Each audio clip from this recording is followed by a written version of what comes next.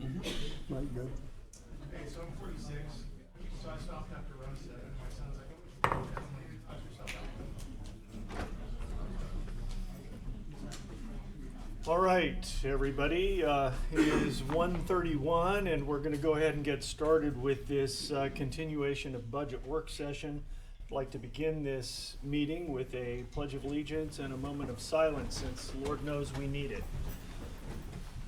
I pledge allegiance to the flag of the United States of America and to the republic for which it stands, one nation, under God, indivisible, with liberty and justice for all.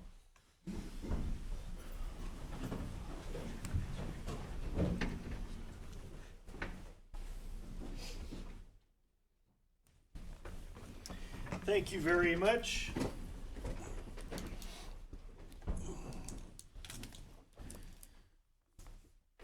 Former Coos County Commissioner Gordon Ross had a saying that stuck with me, and I've said it many times from this dais. Coos County would save over $10 million a year if only everybody would live by the teachings of Jesus, and it is true. Unfortunately, we can't legislate that, and so here we are trying to figure out how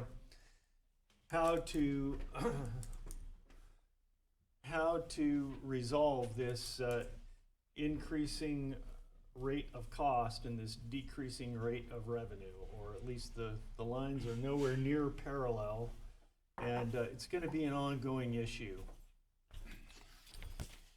And there are a few pieces of business to work through today. I think each one of us commissioners has some ideas that we would like to throw out into the fore.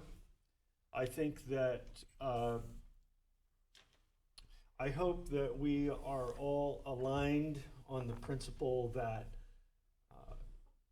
that reducing the efficacy and footprint of law enforcement in Coos County is the last thing that we want to do.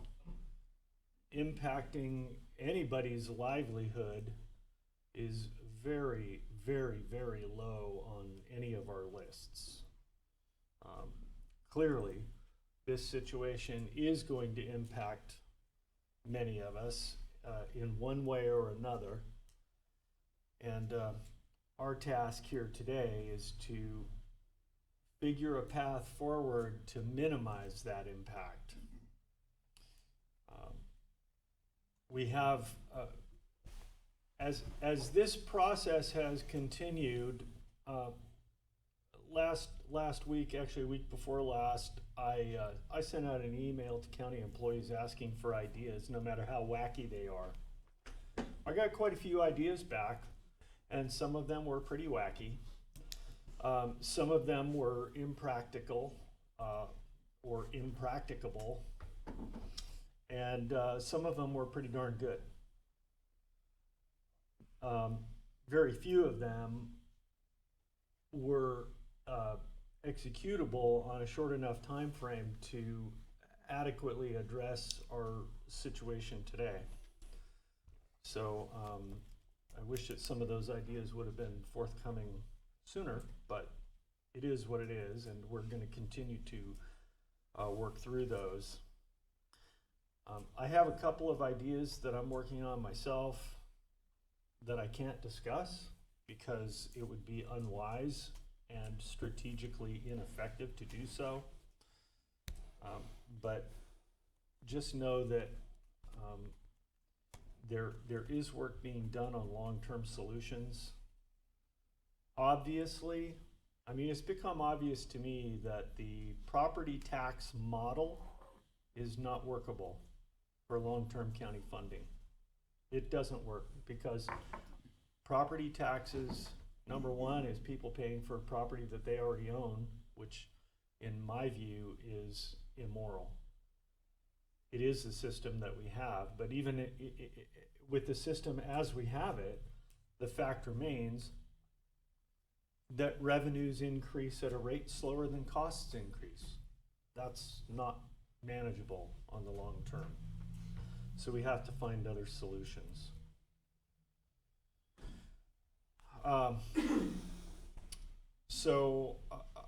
before I get into specific ideas, I'd like to open this to my fellow commissioners for any opening comments that they wish to make. And then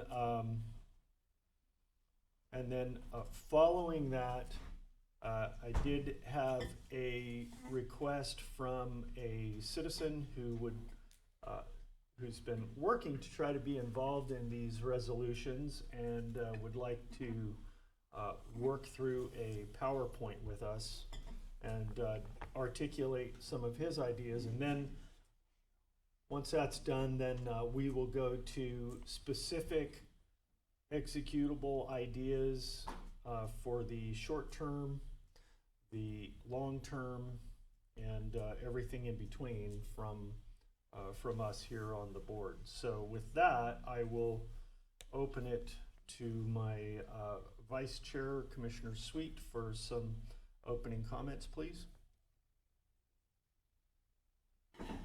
It's a sad day. We have a tough, nasty job to do today. In my mind, we have looked and looked and looked for answers to shore up our revenues so that we can deliver the services that we're supposed to deliver as a county. 3 times, the citizens of the county have told us, no, they don't want any more property taxes. No one wants more property taxes. But sometimes we have to make a choice. In my mind, the choice has been made, and we need to execute. We need to do something. Near as I can get to it, we have a deficit of about $4 million a year.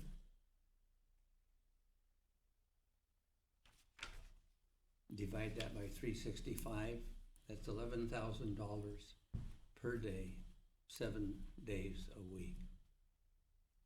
$330,000 a month.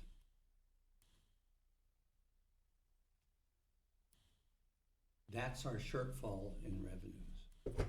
We're living off of our savings account. If we keep living off our savings account, it will disappear. It's low enough now.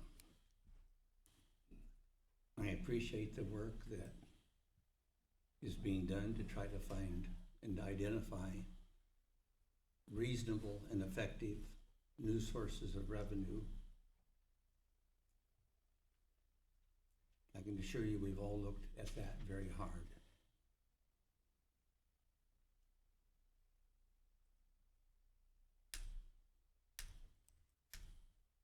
Even if we were to come up with a new idea today, it would take a long time to implement. And we can't afford to wait. So in my mind, we will have to make some very, very tough decisions that will impact certainly the lives of those whose jobs will be cut. Certainly the lives of almost all of the citizens of Coos County, because they won't be able to get the county services they deserve. So with that, I'm sorry being kind of gloomy. Pretty hard to hold back a tear, even. And Bob, your turn next. Commissioner Main? Well, as far as I know, we lost twice this year and 3 times before, at least in my recent memory. I think there's an additional one someplace out there. There may be a total of 6 instead of 5, which means the citizens apparently don't want us to hold the general fund together at all. Now, several people in this past year have claimed that the county commissioners, as well as the budget committee and the sheriff and the treasurer, tax collector, and all the rest of the department heads in the county misspent the funds. That's a fabricated lie, and never once did they say which fund was misspent, ever. They fabricated that crap. And a lot of people out there believe that, and that's why I think the levy went down.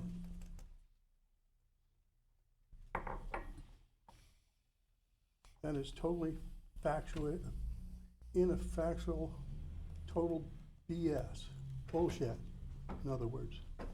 You claimed that, and you, Mr. Castleman, claimed that. You wanted to ask why people might think that? No, We're I'm actually not asking you. Yeah, this comments by the commissioners But right now, thank you. That is why at least 18% in the primary voted for Mr. Castleman, because he claimed there was misspent money. They voted for Mr. Farmer, et cetera. Well, and excuse me, sir. Go back to sleep back there. Because I'm putting it on you because This is you were the one his who time to promoted it. comment. You'll have your time to, if No. you want to continue to comment from the chairs, you will be asked to leave. This meeting will be conducted with decorum and protocol. It's the commissioner's moment right now. So now, we are faced with cutting, like John said, roughly 4 million. If we don't do most of it now, we'll have even more towards the end of the budget year, meaning May and June. Not me, but the rest of the commissioners and the budget committee. So at this point, do you have a number that we're short on, Megan, exactly? It's 4 million roughly?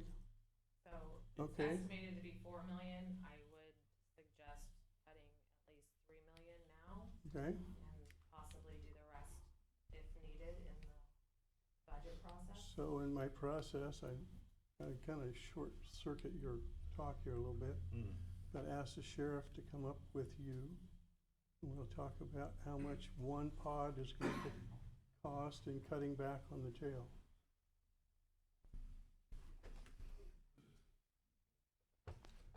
I could be the bad guy because I'm going out the door. It's not fun.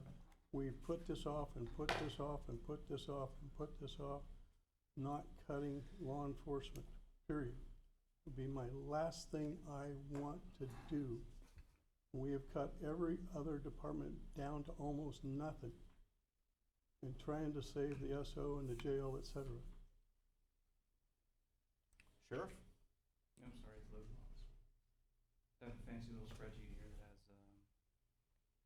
personnel costs. It has a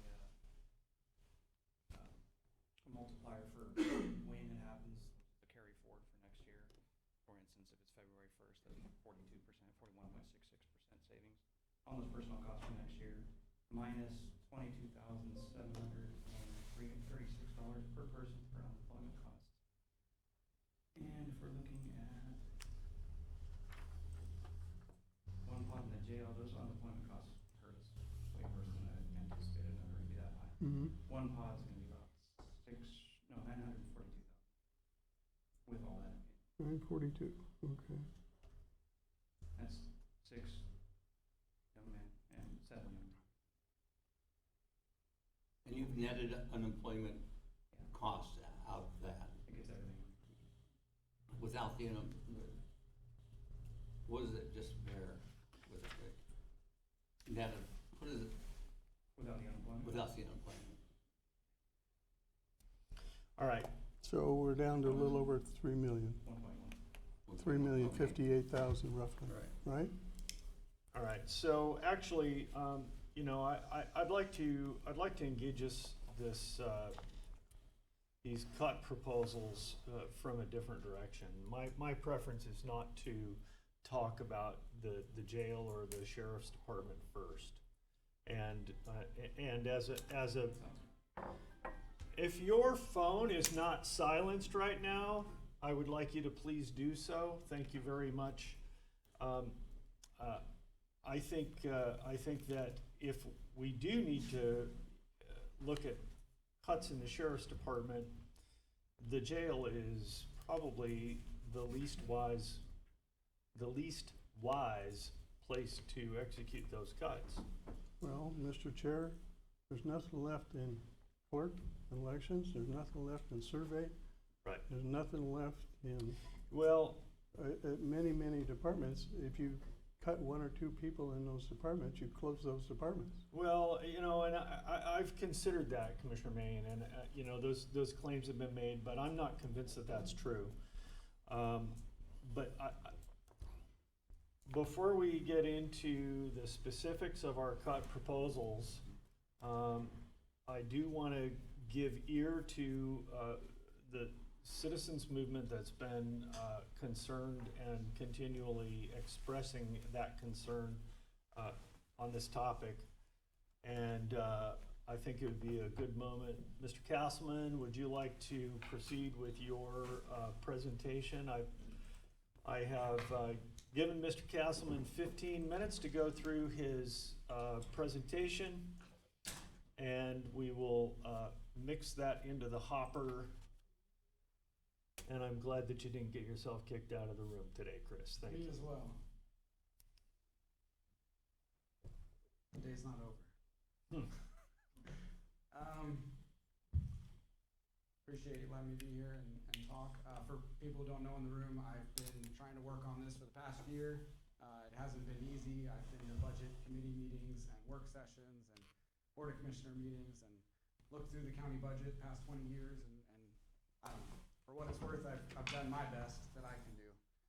Sorry that hasn't been good enough for everyone, Bob. So I started a couple weeks ago after the levy failed the second time and put together what I'm calling the Coos County Safe Neighborhoods Initiative. We've got maybe 30, 40 people involved in working on this and hoping that it's something that you guys will actually entertain. I know we've got some bad blood between us, but try and take a deep breath and let all that go and approach this from a new, open-minded perspective. That's all I can ask from you guys. John's excited. So what we're looking to do is have a collaborative approach to funding public safety. It's not perfect, it's not what everybody wants, but I think it'll work. So next slide. Our mission, next slide. I'm not that quick.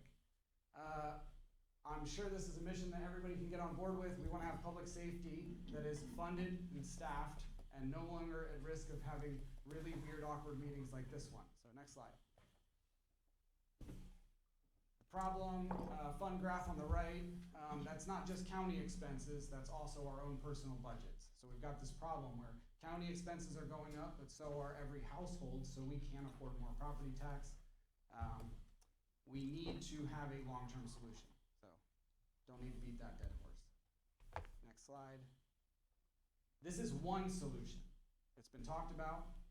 Oregon is famous for not having sales tax, so this is not very popular.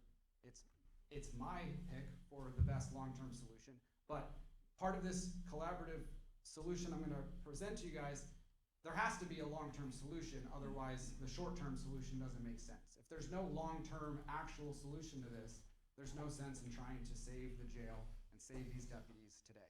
So sales tax would be my approach. It would replace county property tax. So if you're a property owner, your tax would not increase, your tax burden will not increase. It would actually go down a little, like a 1% sales tax on certain goods. It tracks with inflation, it distributes that tax burden across the whole county. So people who are, maybe they're a tourist, or maybe they don't own property, they would now be a part of that tax burden. The issues are the voters don't trust the government right now. So if this idea comes from the government, there's no way in hell it's gonna work. We need to see cooperation with the public, and public safety has to be funded first. This idea goes out the window the moment the jail goes down to one pot.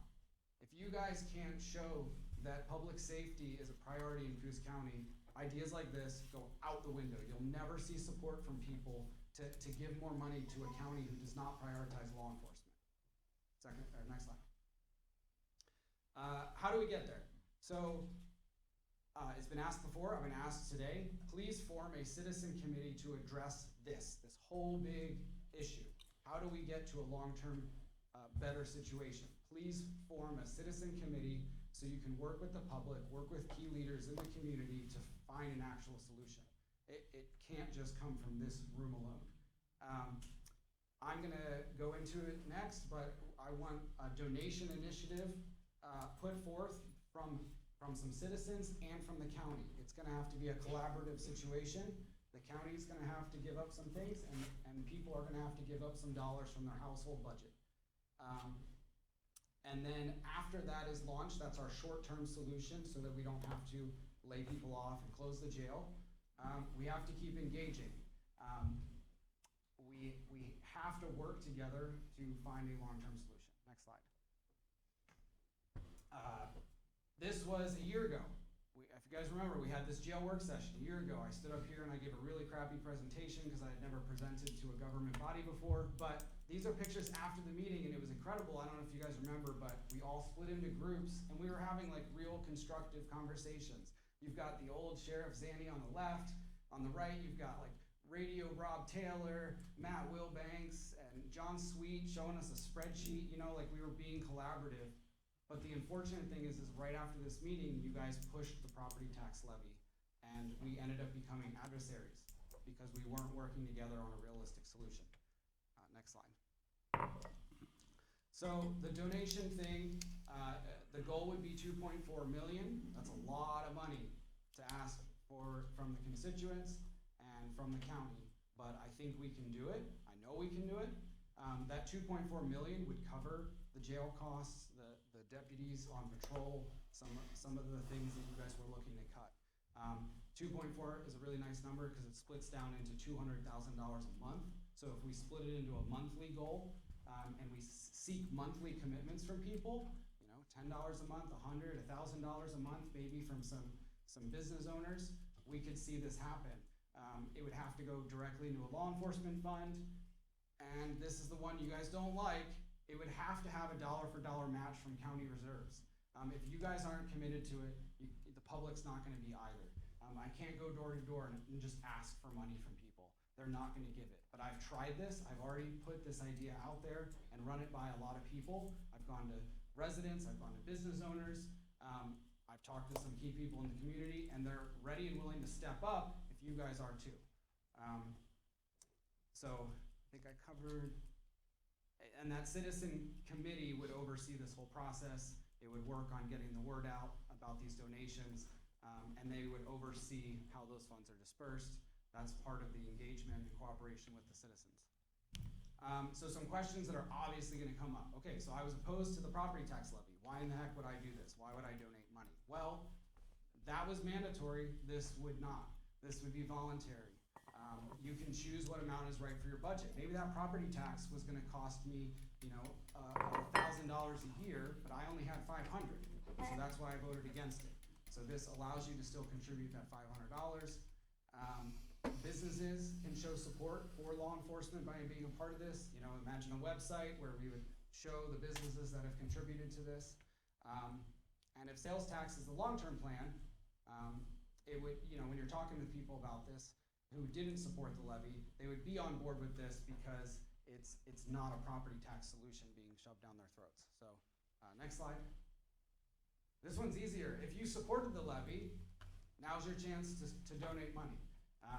We talked with some business owners who were opposed or for the levy. It didn't matter. Almost all of them, they were like, hey, this was gonna cost my business $6,000 a year, which breaks down to $500 a month. They'd be willing to contribute that money to this donation platform because it was gonna come out of their property tax bill anyway. There have been people that have committed to that already. So next slide. This is turnkey. I know you guys don't like it. I've talked to each of you about it already. It's not a perfect solution, but there's a group of citizens ready to do this. I have a business owner who owns lots of commercial buildings.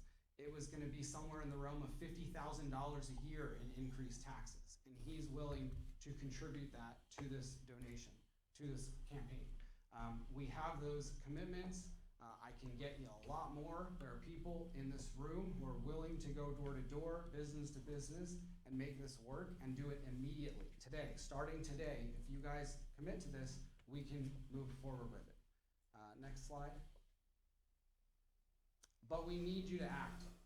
Like, if I walk out of this door today, this idea goes away. Like, if I don't have a commitment, I can't keep going down this road. I've been doing this for a year. I've been throwing ideas out left and right, and this one I think is the best one to move forward with today. I know there's gonna be ins and outs, right? There's gonna be little logistics that we'd have to work through. But a commitment from you guys today, we can all leave the room and start working towards this solution. And it's a collaborative one, and it's a realistic one. I don't know where my time's at. 6 minutes. 6 minutes left? 6 minutes left. I can do a lot with 6 minutes. Hopefully I can only just take one more. Deep breath. So I'm gonna level with you guys. I'm not the most popular person in this room. I stood in opposition to the tax levy because I didn't think it would work, and I didn't, whatever, I don't need to get into it. But I would consider myself the black sheep of the family. And I'm gonna, this is my actual black sheep, Nibbles, and sometimes they're good for something. She has spent the past year on my property clearing the brush, and my property looks a lot better now. I can see the forest for the trees. So that's what I'm asking for you guys. Put all the stuff aside, put all the bad whatever in the room, and this is a real solution. This isn't a joke. People are ready and willing today to donate. This is a real thing, and we can save Coos County and start working towards a long-term solution. Donations, not a long-term thing. I don't like this, but I would be willing to donate. I don't have the budget to really donate much, but I would commit $100 a month. That's the least I can do. There are other people, like, at the risk of this backfiring, could I get a show of hands? Who in this room would donate to something like this? Got about half a room full of people. That's what I can give you today. And if you guys act on this, we can set this in motion. So I can be available for any questions, or I can sit down and shut up. I have a question. Yes. You mentioned donations, and then you said $2.4 million a year. And then you said county match. So is the 2.4 what the county needs to match? The county would match 1.2, so half of that. The 2.4 number I came up with was after looking at back in the spring when you guys did the county budgets, and we did the 15% proposed budgets. It was the numbers that you were cutting from law enforcement. It was the second pot in the jail. I believe it was like 6 patrol deputies and some things, and it added up to like 2.5 million, but 2.4 is more easily divided by 12. I like the math too. Yeah, it was better. Even I can do it. And you guys could set a limit, like set a ceiling on it, that it doesn't go, if you guys only have 1.2 to give, that's fine. And if we raise more than that, it can go beyond that number, but it wouldn't hurt the county reserves beyond 1.2 million. I see two big problems, Chris. One, I don't know any way. I don't think you'll get $1.2 million in donations on an ongoing basis. I would absolutely prove you wrong. Okay, but maybe you could try, but we're bleeding faster than that. Then where do we get the 1.2? And I know what your answer is because we've talked. But that when we take money out of that fund, that means we take money out of our annual budget. So we can't do that.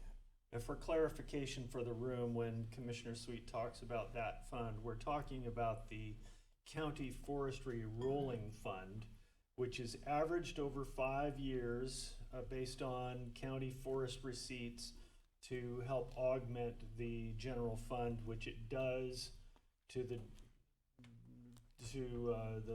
effect of about between $2 and $4 million a year. It's on the downtrend a little bit, so it's probably not much more than 2 to 2.5 million expected in the coming year out of that fund. And at present, I believe that fund sits right around 10 million, is that correct, Megan? Yep, so that fund has been the difference between making it and not for some years. And so that's why we're hesitant to commit the early expenditure of it outside the parameters of the rolling average principle. Sorry, continue. If I may, yeah. Like John, that's not a good solution. I get it. Like, I know you guys don't want to spend that money. I 100% understand why, and I get where you're coming from. But the citizens don't want to put up money either. And that's where this collaborative approach changes that dynamic. Not only financially, we'd be willing to step forward and change that financial situation, but it would open the door to a collaborative situation where we work towards a longer-term solution. Right now, sales tax, it's a joke. There's no way either of us could sell that to the public. Going down this road, that becomes more of a reality. We'd have more trust in you. You'd have more faith in us. We'd be working together. Are we going to solve it overnight? No. But it's opening the door to a different type of relationship with the community. And I really genuinely believe this can work and we can start today. It's not perfect. Thank you. All right, very good. That was about your 15 anyway. Thank you, Chris, for that.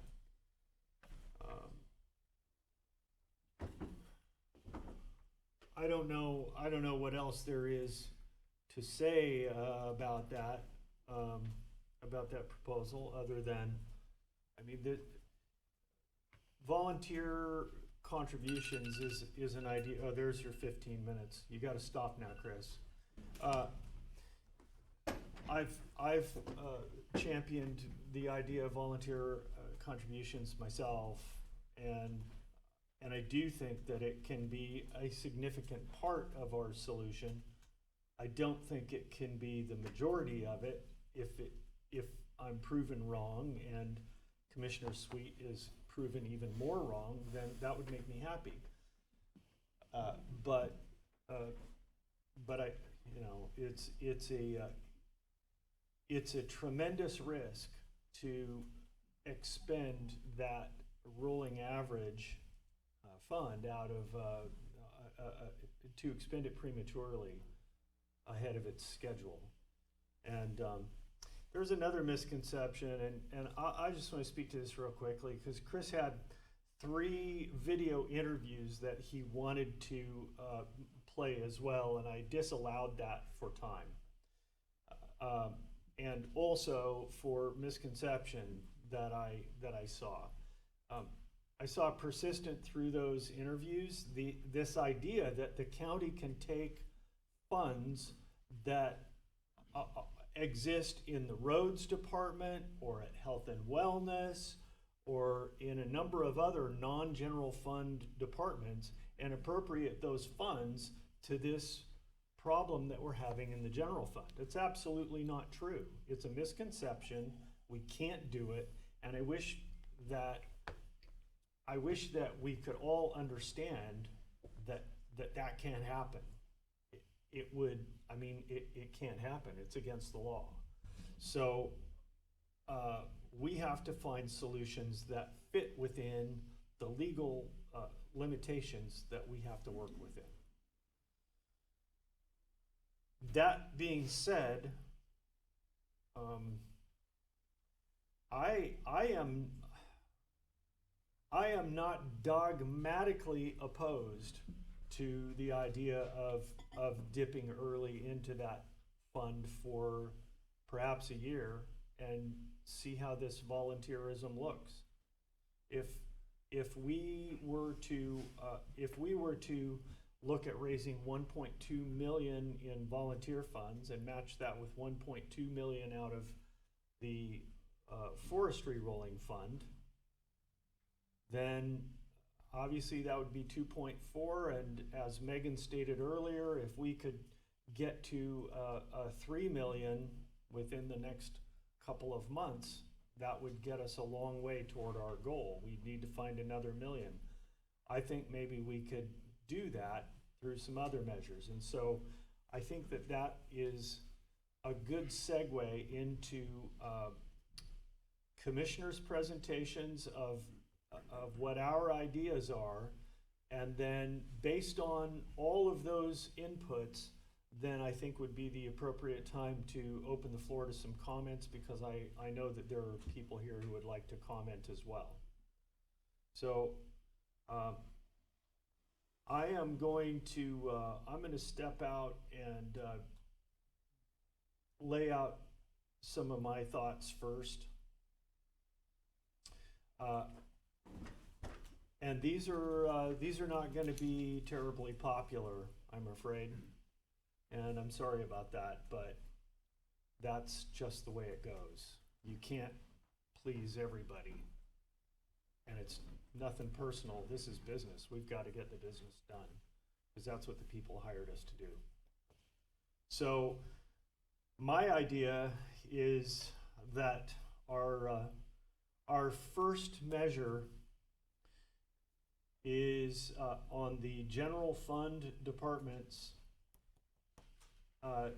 to execute an across-the-board 35-hour work week.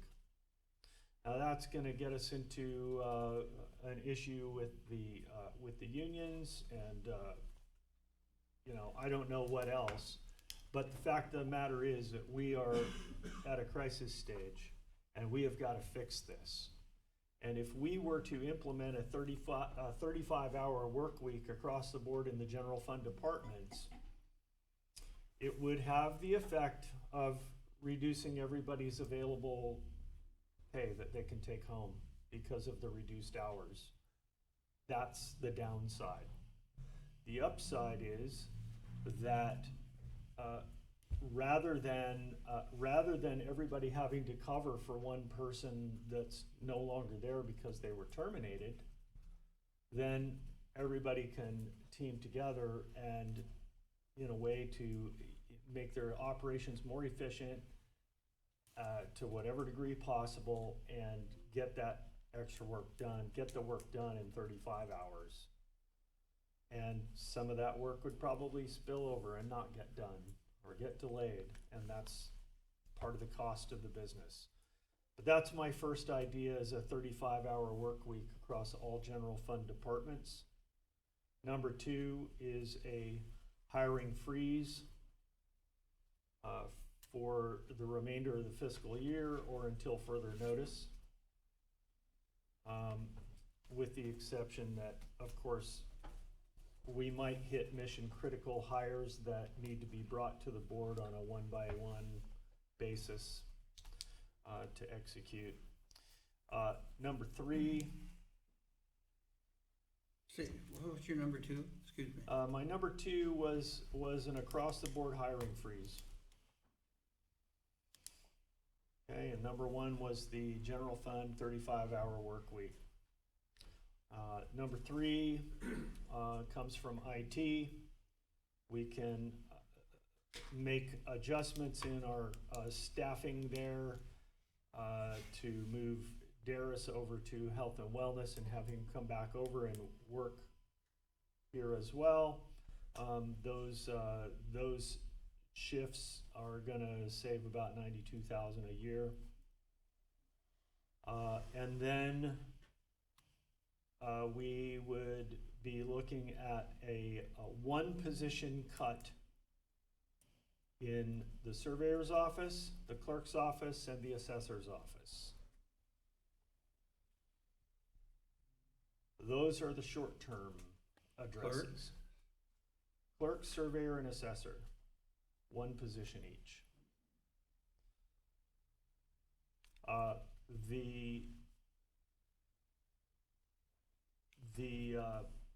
There are a couple of undefined cost reduction ideas, and these are not all my ideas, by the way.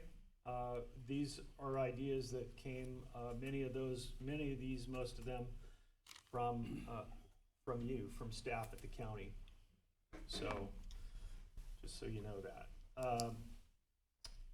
We have some undefined cost reductions. I'm sure we could come up with some kind of a number, but if we as a county stop buying new vehicles, you know what? When I buy a vehicle, I buy a used one. That's because I don't want to take the depreciation hit. And I'm not really exactly sure why we absolutely would have to have new vehicles for everything that we need in the county. I get 5-year-old vehicles that are just fine. I don't take the depreciation hit. It's a beautiful thing.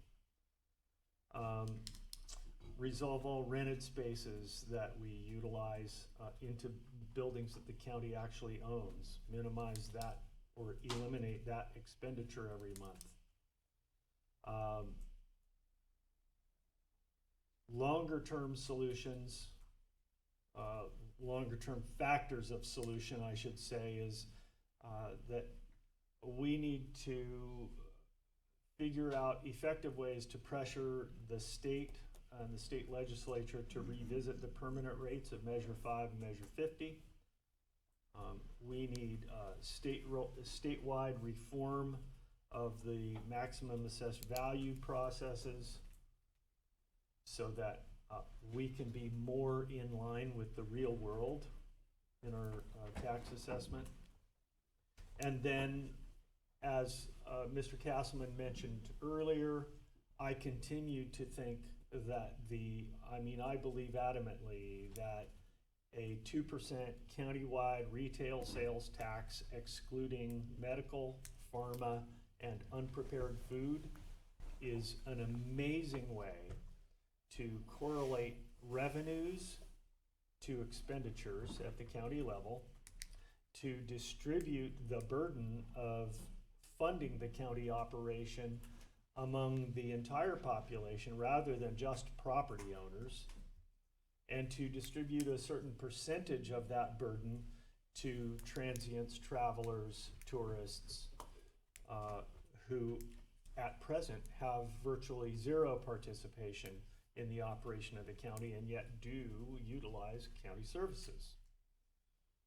So that is my proposal. I'll just finish it out saying that I do believe that with the 35-hour work week proposal and an adventurous, admittedly risky commitment to a citizen-driven and fully accountable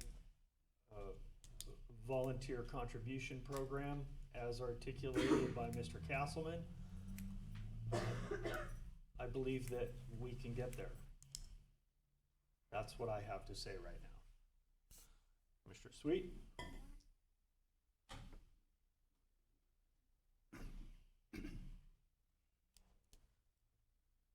I think I've already made myself pretty clear that we have to stop the bleeding. We don't have time to find a new wheel and implement it. It's gonna take a while to do that. Let me talk about your proposal.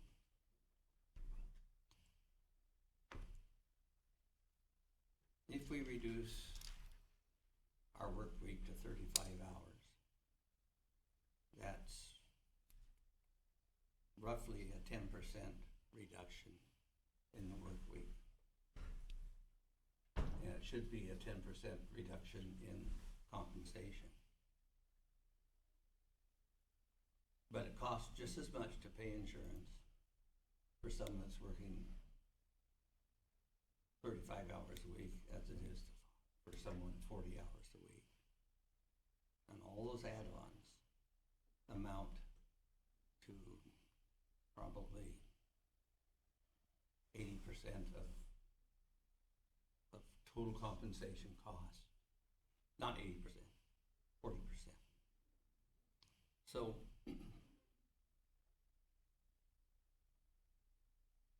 real quick, our general fund budget's $30 million, 85% or 25 million of that is personnel. We're gonna cut that 2%.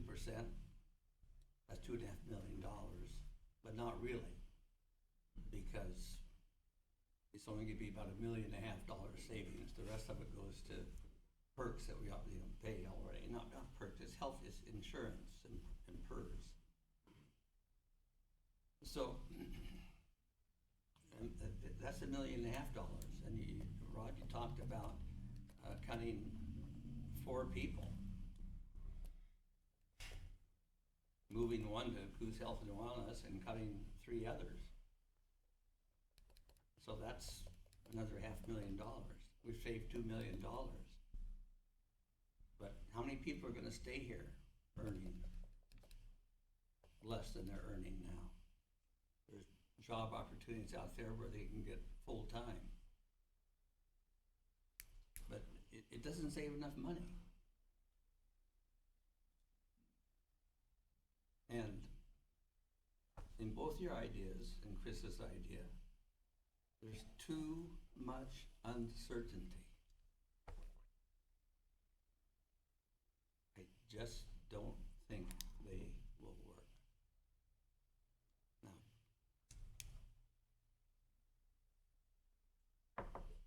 we can't afford uncertainty. And neither of your options come up with, and in Chris's, a half of the 2.4 million, which isn't enough to begin with, comes from the county. Because he wants the match. So how in the hell are we gonna do that on a sustained basis? We can't.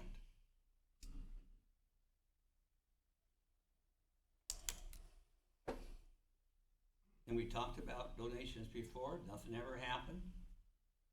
Now all of a sudden it's a good idea again. We can't budget on money we don't know we'll get year after year after year, month after month. So, I don't think Chris's solution works. I don't think yours works, Rod.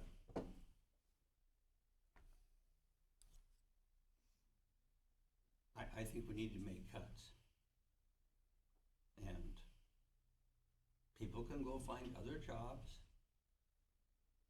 There's good jobs out there. We have good people. It's a shame we didn't do this in May when they could have had the summer to find a new place to live if necessary. But now we're going to do it at Christmas. So, Bob? Well, I first have of all, some cuts if you want me to. Yeah, with all due respect, Commissioner Sweet, I made my comments, I didn't make any reference to any ideas that I think you have.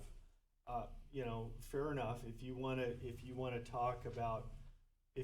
talk in the negative about my ideas, that's fine, but the idea here that I initiated this phase of the meeting with was that we all address proactively the ideas that we have, that we're bringing to the table to fix this problem.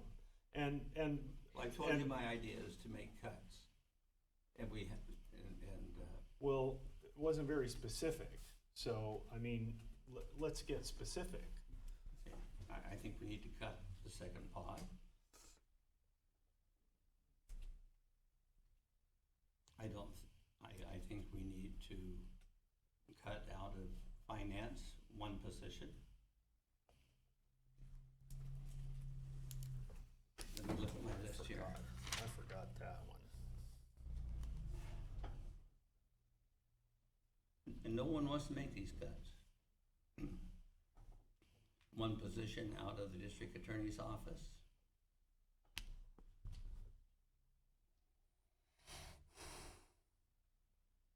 One out of the assessor's office, maybe 2.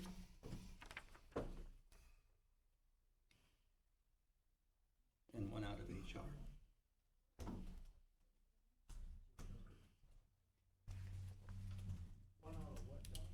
Human resources.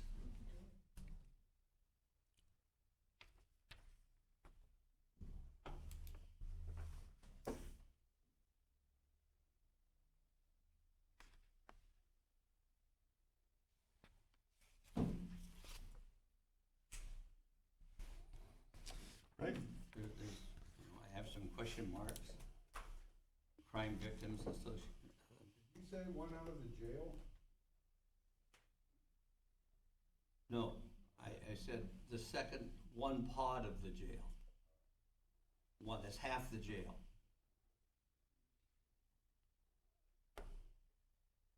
One person out of the DA's office. One or two out of the assessor's office. And one out of HR.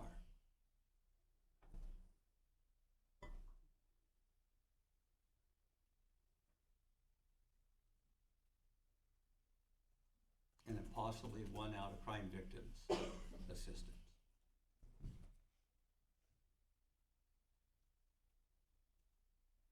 When we're done with that, we'll still have a deficit. And the only department big enough to make that up would be the sheriff's office.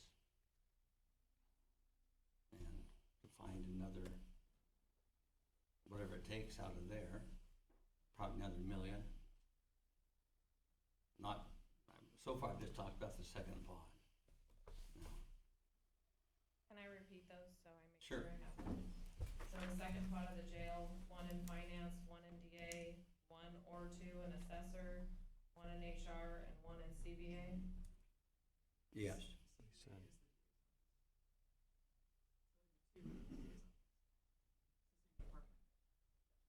Budget-wise,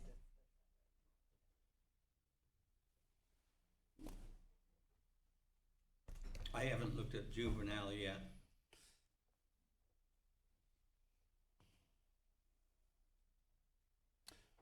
Like to interject And then here. the balance would have to come out of the sheriff's budget. And you get, that balance is gonna be $1 million plus or minus.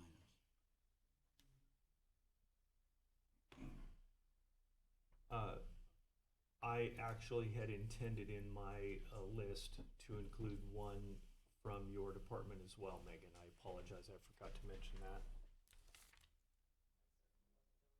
Yes, I'm sure that you weren't.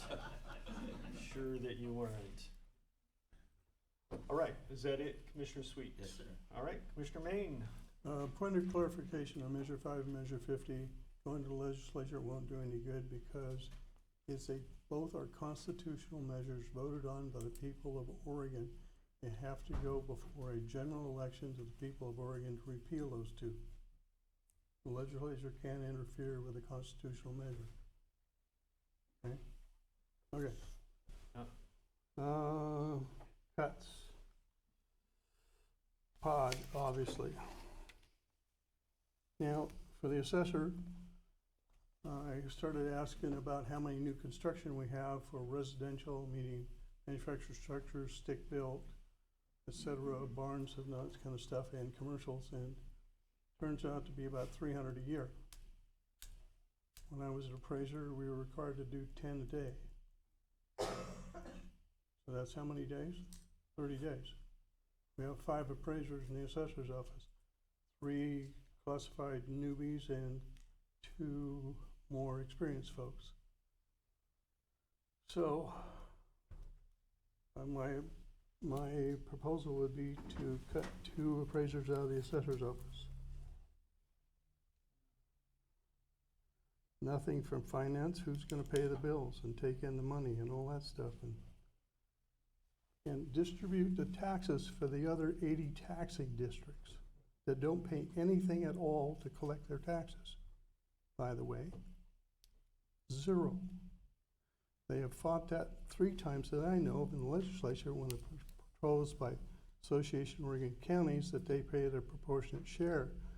And they, the cities, had a good enough lobby to kill each one of those, by the way. 1 in county council, and I think the same as HR, what John was talking about. 2 in CVA, not the DDAs, but CVA. And the halftime in child support, and then figure out what the balance is. Could you repeat those again for me, Bob? I Okay, didn't get- 1 pod. Uh-huh. 2 in assessor, appraisers, Mm-hmm. 1 in council, 2 in CVA, crime victims assistance, Mm-hmm. and the half-time person in child support. Nothing else. And long-term, way down the road, eventually, we have, 30 or 40 county parks, only about 3 of those produce any income on a positive note. Rice City, Bassendorf, Riley, Laverne is it. Those 3 support all the rest of them. So start liquidating those. In that, and I checked with our planning department, almost all of those can be purchased by private folks and converted to RV parks. That puts it back on the tax roll also, and we get 10% of that. So it's something to think about, a long ways down the road, but not now. Well, I looked at some of those and when we bought them, I know, the deed restriction, that's I know. that's all they can be used 2 of them we for. don't own. We don't own Laverne and we don't own Furna because we lease those from the federal government for $1 a year. I know that. The same thing with the boat ramp at 10 Mile. There's an agreement if we get rid of it, the boat ramp part, that we have to provide a similar boat ramp somewhere else on 10 Mile Lakes. There's those restrictions, but by and large, a lot of these little ones we got hanging out there all over the place that almost nobody goes to, nobody utilizes, are sitting there and taking up county parks time with trying to maintain them, and be sold off and put on the tax rolls and produce an income. Those are the ones that have deed restrictions on them. You can't sell very many of them, Yeah, if any. well, there's quite a few of them out there. And some of them we just give back to the former owners who donated, like the one down here off of the Rivers Road here. We've never done anything with it. It got donated to us. It's been hanging out there forever. It floods every year. It's a problem that about the only thing it's good for is grazing in summertime. So give it back to them. Get it away from us having to maintain the darn thing.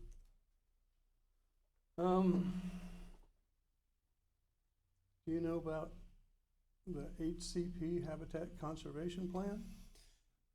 Over the last 5 or 6 years, we've added about 2,500 acres to the county forest, hoping to have a better yearly average to sustain the general fund. Well, the HCP took 2,500 acres away from us last year. We no longer can use that 2,500 acres. And then you get the private forest accord, which even takes more. And then you get more riparian setbacks, which even took more. Meaning restricting and restricting and restricting down our county forest. So something to think about out there for you folks and the incoming commissioner. Do we want to keep the county forest? You want to sell it to a timber company? At least you'll have money for a long time sitting out there unless the commissioners get crazy and spend it all at once, which sometimes happens. Anyway, that'd be it. Okay. We've got some pretty, And notice excuse me, I didn't have anybody for clerk. They got almost nobody there. And nobody in the surveyor. If they lose one more, there's nobody to go in the field. Because they have to have 2 in the field for safety reasons. well, I have to That kind of assert, stuff. I have to assert that, knowing something about this patch, that, you know, for half the cost of a full-time employee for 1 year, the surveyor's department could set up absolutely completely to have one person go out and conduct those surveys. And that's not ideal, but as it was pointed out to me on an email last week, it's also not ideal for a deputy to be called out to shots fired by himself in the middle of the night. So suck it up. All right, we've had some pretty good fodder to start with here. And so I will, in a very controlled and disciplined way, open this up for comments, because I'm sure that there are some people would like to comment in the room. So I will honor hands as I see them, and I would like to limit comments to 2 minutes, please. Counselor, could you keep time for us, please? Sergeant Slater. Hey, gentlemen, I told myself I wasn't gonna talk today, but here I am. Obviously, I'm excited for the sheriff's office. Just a few things I wanna go through real fast. One, like I said before, we need to pull out the book from 2007, 2008, see what the numbers were, and make the cuts. The time for making plans is coming on. That's over. We're not here making plans. You got several employees from my department and other departments that are sitting here applying to other jobs that are waiting to find out what the end game is here. So the time for making plans is over. The 35-hour work week, it's not feasible. You're penalizing people that are still employed here. I like the idea, I like the forward thought, it's not feasible. Lastly, just for some people in the room that say, we need to keep the second pot open. I love the jail, I'm from the jail, but what you don't understand, 27,000 people in the county are in unincorporated areas of Coos County. Okay, that's half of the 66,000 people of Coos County. Your sheriff's office serves those people, the criminal sheriff's department serves those people. So just so you know really quick, in the city of Coos Bay at any given time, they have 3 to 4 on. The city of North Bend at any given time, they have 2 to 3 on. The smaller cities have 1 on at any given time. Your sheriff's office that serves half of the community of the entire Coos County, 66,000 people, has 2 on at any given time. Serve those people. So before we focus, we say have law enforcement for Coos County, before we just focus on one or the other, understand that your sheriff's office, your one deputy that's out there servicing the rest of the 27,000 people of Coos County is doing it with 1 to 2 people. So just keep that in mind. But as far as cuts, I'll be the bad guy if no one else wants to be the bad guy. The time for plans is come and gone. We should have done this a long time ago. You mentioned several things I said on my email. Those are some great things to cut moving forward. We're at the point where it's time to ballot the budget, folks. So if you want to put that on me, put that on me. Thanks. Thank you. Anybody else? Ma'am. Thank you for having the meeting and having the public be able to come and speak. I would like to address our sheriff's department and tell all of you how much you mean to us. Yeah, thank you, but please do express it toward the dais. Okay, it's just. Public, And your name? you need your name. My name is Brandy Martindale. When we voted no for the levy, we voted no on a property tax. And there is a reason we voted no on the property tax that has nothing to do with the sheriff's department. We love our sheriff's department. I live in the county. We depend on them solely for law enforcement. And so I did take a little umbrage at the statement at the last meeting that I saw that said that, I believe it was you, Mr. Sweet, that said that we voted against the sheriff's department. We didn't. We would love to support our sheriff's department, but right now there is an optics issue. You were disgruntled about the word mismanagement. Mm-hmm. I might be the a-hole for saying it, but it's what most people think. And so this is a public perception problem. It's an optics problem. I read the comment that Megan Sims left on our application, something to the effect of it sounds like a community board or a community program would be an inefficiency. When I read that comment out loud at Thanksgiving dinner, people audibly gasped. You have to understand that it's optics. People they're distrusting. And in order for people to trust you with their money and want to give the commissioners their money, they have to trust you. And so it's kind of a communication problem.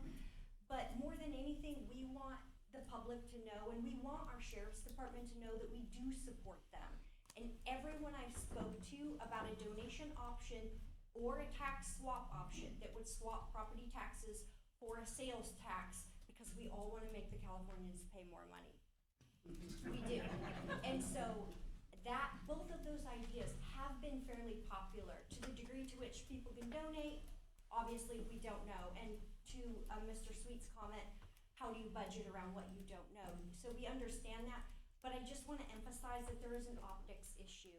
And in order for our constituents, for our voters, for our taxpayers to get back to trusting our government, we need transparency. On the budget lines where it says, oh, $9,000 for travel, you know, a lot of us are sitting there thinking, why are we budgeting travel for people that work in an office? Like, or $200,000 for outside consultants. What the heck did they do? And so people have these questions, and it leads to a perception of mismanagement. People Time's want to up. see Thank that you. money 2 go minutes. to our sheriff. All Thank right, you. thank you very much. Hang on.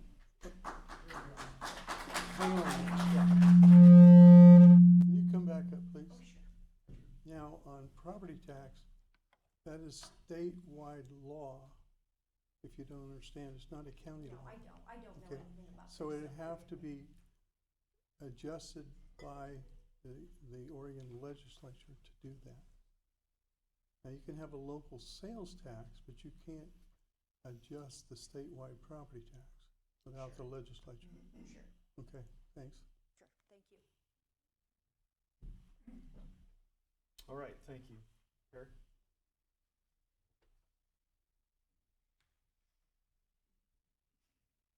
Perry Holman from Coos Bay. I wanna make sure that what we heard today, there's only one solution that has been mentioned from one commissioner. The other two hinted that they still need to find $1 million to take out of the sheriff's department. Which you said earlier, unemployment for the people that are gonna get fired, and I'm assuming that's just one pot that you brought up?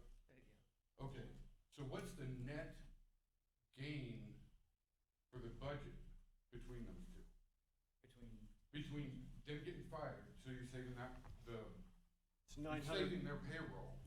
$942,000. Okay, so you're cutting, what's the payroll cut? Or how much is the unemployment? Let me ask that. Oh, damn. So about 70,000? Okay, that's not as much as I thought. But still, where's that $1 million coming from? How many deputies are getting cut? I mean, roughly. Oh, for the pod? No, not the pod. The two commissioners still need $1 million cut off the budget. That would probably be another probably another 7 or 8. So let's not forget that. And I'll quote Chris's term, the cowards could not finish up their budget cuts. They needed to leave that off, they didn't want to talk about it. I don't know why they didn't want to talk about it, but they not only want to cut one pod, but then they want to take away 7 more deputies. And they didn't want to say that. Bob, do you want to answer that, or may I? The reason the sheriff asked if we had to make further cuts, just to give him a number, not to specify the cuts. Did you hear that, Barry? Yep, I did. Okay. Needs to hear it. Right, anybody else care to enter? Yes, sir.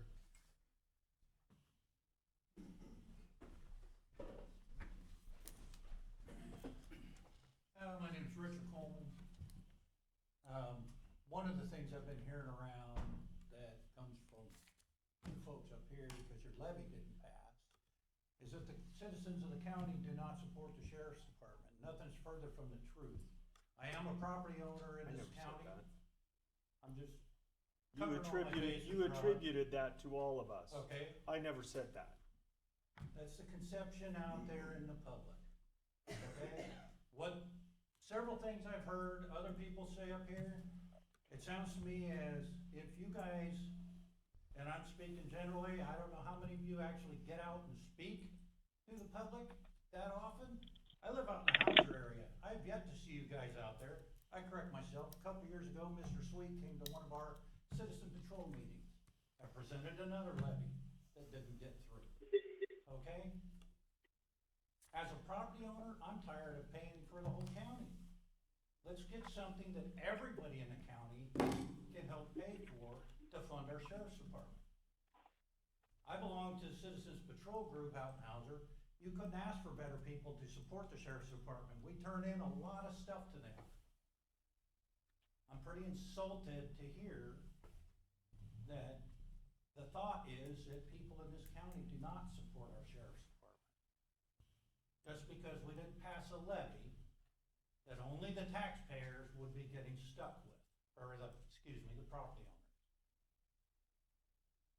I can't believe that that you can't come up with another viable solution to fund this county general fund. And the other thing that really gets me is to, the most important office in our county is the public safety office. And yet, that's the first one and the main one that the county hears you guys wanna gut. Actually, that was the last one. If I may, and we'll blow past your time here a little bit, but the fact of the matter is that the budgetary problem exists in the general fund departments. I understand Okay. that part. Because the general fund is the one that's, all those other departments are all funded by external sources. Okay, that's why they're a non-issue. We can't take those funds anyway, even if we wanted to. So what you're saying then, the sheriff's office is the only one funded by the general fund? How about you let me finish my statement, and then you'll understand what I was saying. Is that fair? That's Okay. fair. All right, good.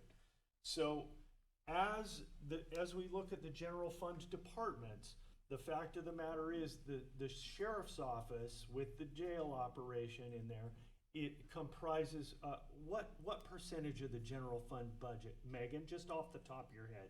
Is it 60%? Probably somewhere around 60%.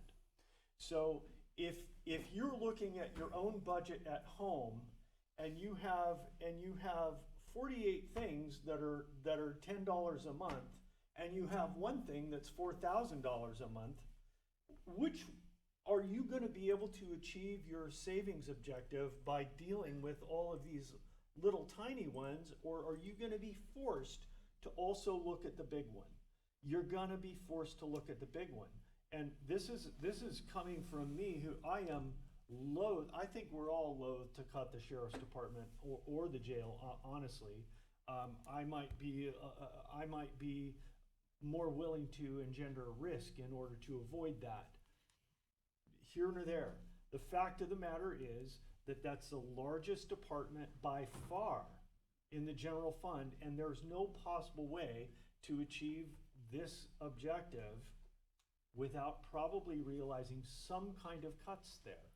I think it can be done without closing the pod. My fellows here apparently don't agree with me at this stage, but it is not accurate to say that we're looking at the sheriff's office first.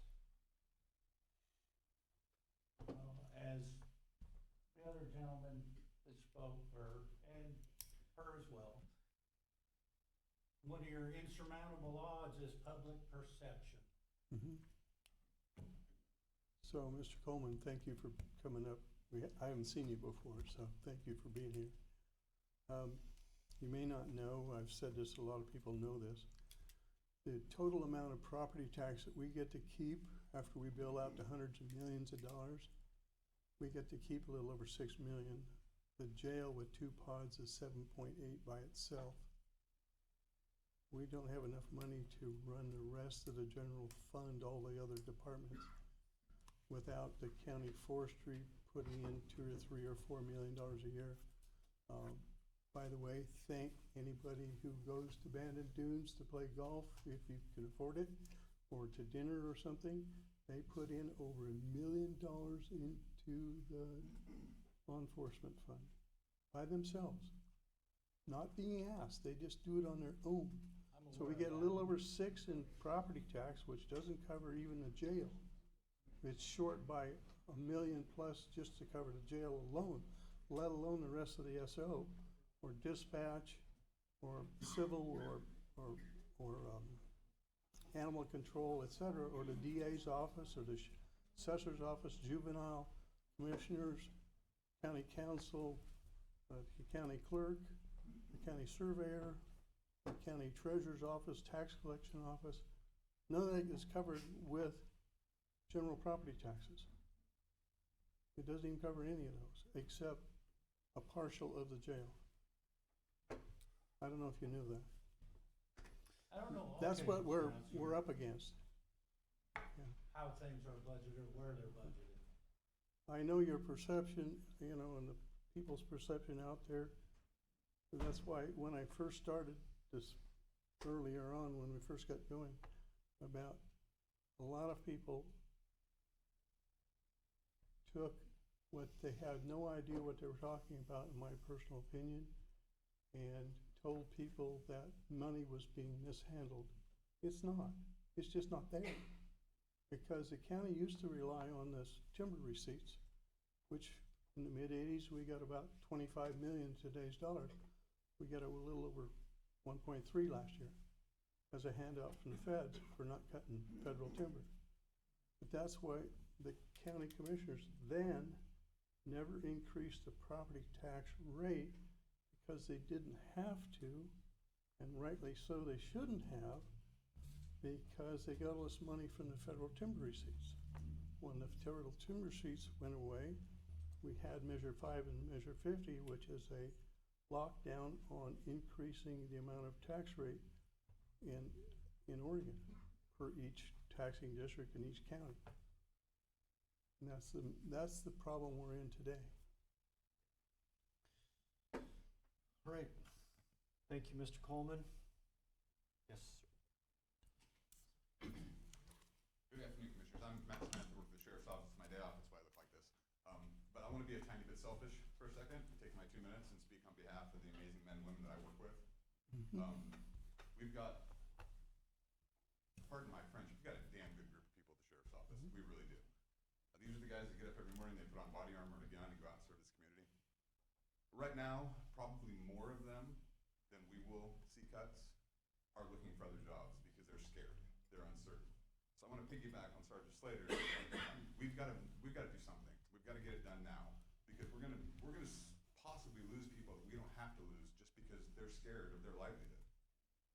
And I don't want to see that happen. I don't want to see us lose anybody. But God forbid we take some of these incredible people and lose them just because they don't know what's going to happen to their life. And Matt, we have to do it sooner than later, because the farther we go down the road, the more cuts we have to make, and the more people we have to lose, unfortunately. Right. That's why we're 6 months out right now. I'm asking you guys, let's figure it out and know what the number is, so we don't lose more people than we have to because they're scared. I don't blame them. Yeah, me neither. All right. Thank you. David?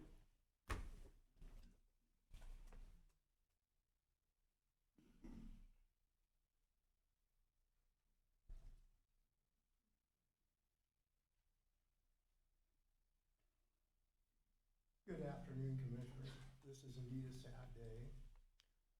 I think it's important to understand that even though it's very hard for people to realize this, the reality is the county doesn't have enough money, and you face some very, very difficult choices.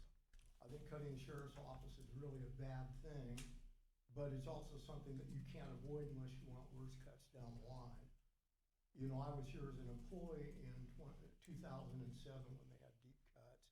I know not only how devastating that is, but how hard it is to rebuild a department like that after you cut. It costs more money.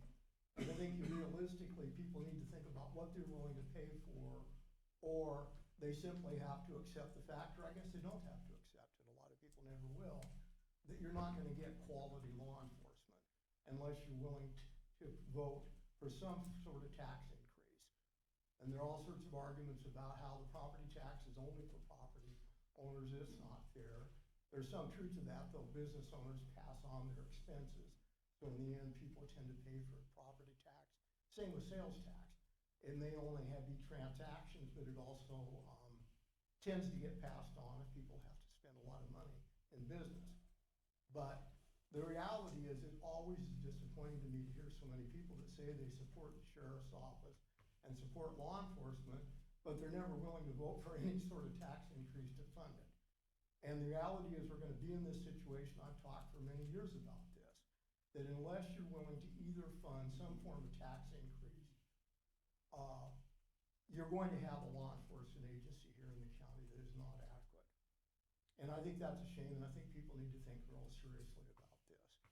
And the county, I think, has done a real good job trying to accommodate the different cuts that they've had to make, and a lot of times the public isn't even aware of it, because they've done such a good job.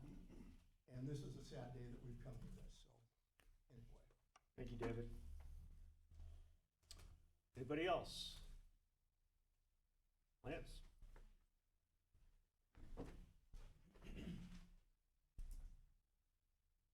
Good afternoon. I guess what I'd like to say first is, you talk about hiring freeze, I think there should also be a wage freeze also. It just goes hand in hand with the, instead of cutting hours, maybe it just needs to be a wage freeze. As you know, some departments got pretty substantial raises the last few years, while others got hardly anything. I think maybe even a wage rollback, if people really care about their department, maybe they'll volunteer to take a rollback to save somebody's job. That's about all, and I agree, we've kicked that can down the road too many times, it's time to act. That's it. Okay, thank you, Lance. Yes, sir. Sorry, I missed it on the last couple. We do need name and approximate residency, please, when you approach the mic. My name is Jeremy Miller. I live in Green Acres. I wasn't going to get up and speak. I'm not really a public speaker, but I did want to say I voted against the tax levy. It was sold as a public safety levy. There was a conception, or a misconception possibly, that this was a levy only to save the sheriff's department, and the sheriff's department would be the only place that cuts would be taken from. That you guys were not considering cuts from anywhere else, because it was sold to us as a public safety levy. So if there is a perception problem with the public, part of that comes from up there. The second thing I'd like to say is I only heard one solution today that didn't involve cuts, and that was from Chris Castleman. That there's no faith in the public to help funding through donations, except for one commissioner, Rod. It's sad that you seem to not want to let us help. The short-term solution of donations, we just heard about how a private entity apparently donates $1 million, but somehow donations won't work. I don't understand that. Let donations have a chance. Don't cut anyone. And let's look at a sales tax that will be a long-term solution instead of keep coming after property owners that can't afford as much as you want. Thank you. Thank you. Carol?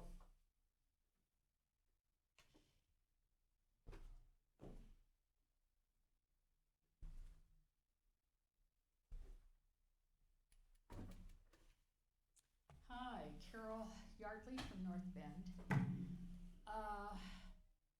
I guess I have a couple questions, and I'm sure it's that I'm going to be confused on how some of this works. So we have a lot of taxing districts, and nothing can be done about that. Is that what I'm That's right. understanding? Mm-hmm. Can any of the money that they take be adjusted? It's all controlled legally and by law. People voted. And voted in by the people. Right. Well, Well, each taxing district can adjust downward what they receive if they don't need it. However, I have never experienced in the 46 years I've been here that any taxing district's ever done that. Charleston Fire. Huh? Charleston Fire. Well, Has yeah, done that. but other than that, no. so they can voluntarily. And there's about 80 taxing districts in the county. Yeah, because I mean, it seems like there's just a lot. Yeah. Oh, as a property owner, I have no problem with donations, and I think this has been brought up and brought up again today. And I really believe there's a strong possibility that people will go for that. Mhm. The thing right now is we're weighing someone potentially being murdered, someone's child being murdered, traffic did who knows what over money over here. Well, okay, I think it's gonna be more people who will respond to that. We're gonna be stuck with something like a sales tax. Don't like it, but I think again, spreading it is good. And am I up already? Yeah. That's amazing. 2 minutes goes fast. Good Lord. Sorry Women about that. can't get it done in 2 minutes. So, and Carol, I'll just tag on to your comment about the distaste for a sales tax. I want to clarify again that that 2% sales tax, as I mentioned earlier, on retail sales excluding medical, pharma, and unprepared food would raise somewhere on the order of $15 million a year in Coos County. And what that would enable us to do, and part of the package that I've envisioned and articulated before, is that we would be able then to levy the property tax permanent rate, which is $1.08 per thousand. We would be able to levy that at zero and not collect that from the property owners of Coos County. For the owner of a $300,000 home, that would be somewhere on the order of about $325 a year that would be reduced from your property tax bill. In order to spend $325 at 2% sales tax, that would be somewhere around $22,000 in retail purchases. So essentially your first $22,000 of retail purchases would be zeroing out your property tax. Then beyond that, if you continue to purchase retail, then all the merchants will love you for it. We won't complain, and you'll be spending an additional 2% to help support the county. But in doing that, you would be joining with transients, travelers, non-property owners, and so the burden would be much less onerous than it is at present.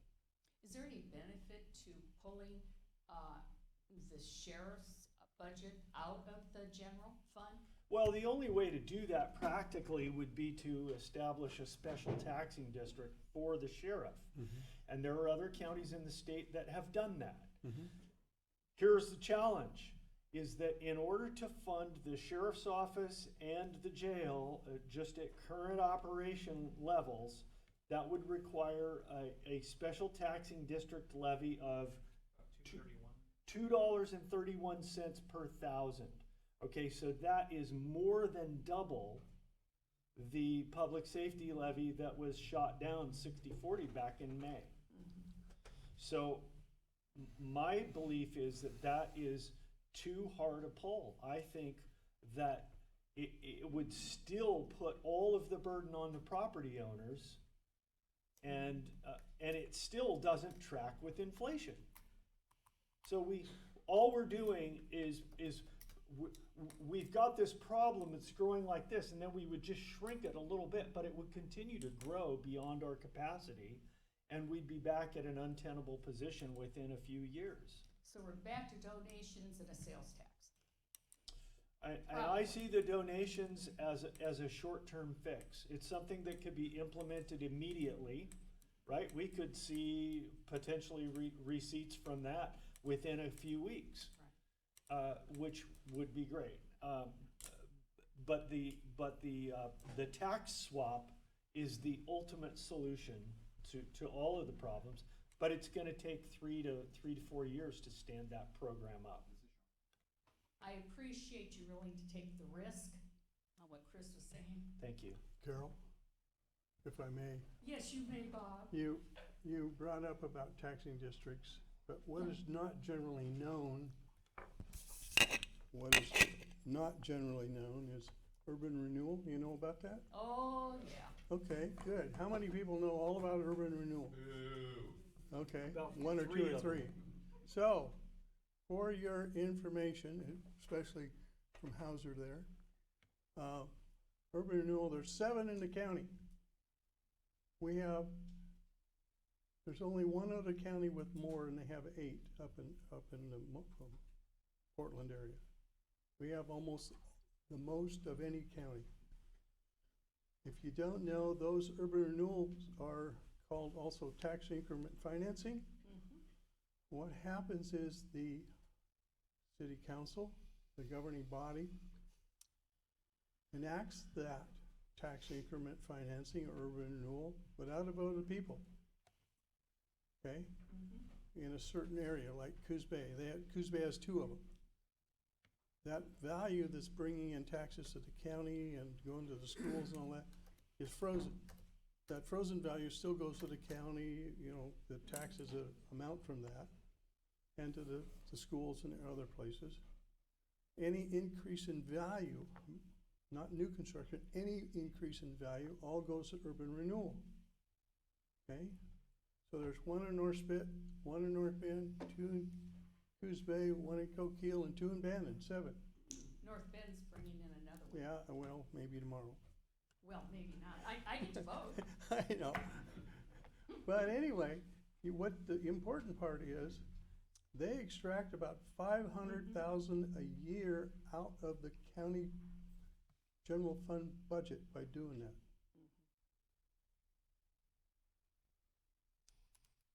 I'm not, Is that collective, Bob? What? Is that collective or is that per? No, for the 7 of them together. but yes, I'm well aware of. And most people don't know that it's done by the governing body, not by a vote of the people. Oh, yeah, I know. Now we just had a new one come in front of us today.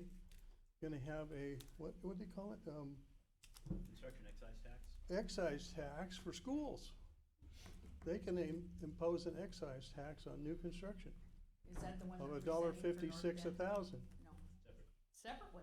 Yeah, that was allowed by the Oregon legislature here a while back. Yeah, it's pretty interesting. Being a member of the school board, there's many things that we're not informed of.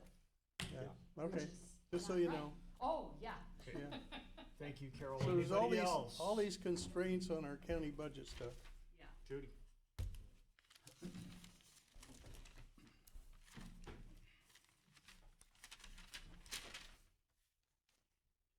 I'm Jody Newby, I'm the DA-elect. I just wanted to explain briefly what CVA does, child support, or not child support, crime victims. Yeah. I've seen a number of proposals, either with a question mark or cutting 2 people out of CVA. We have 3 full-time people in CVA and 1 half-time director. We're constitutionally mandated to offer crime victim services. We have to. They notify victims of all the court hearings. They collect all restitution information for victims. One of them deals with child sexual assault victims. One of them deals with domestic violence victims.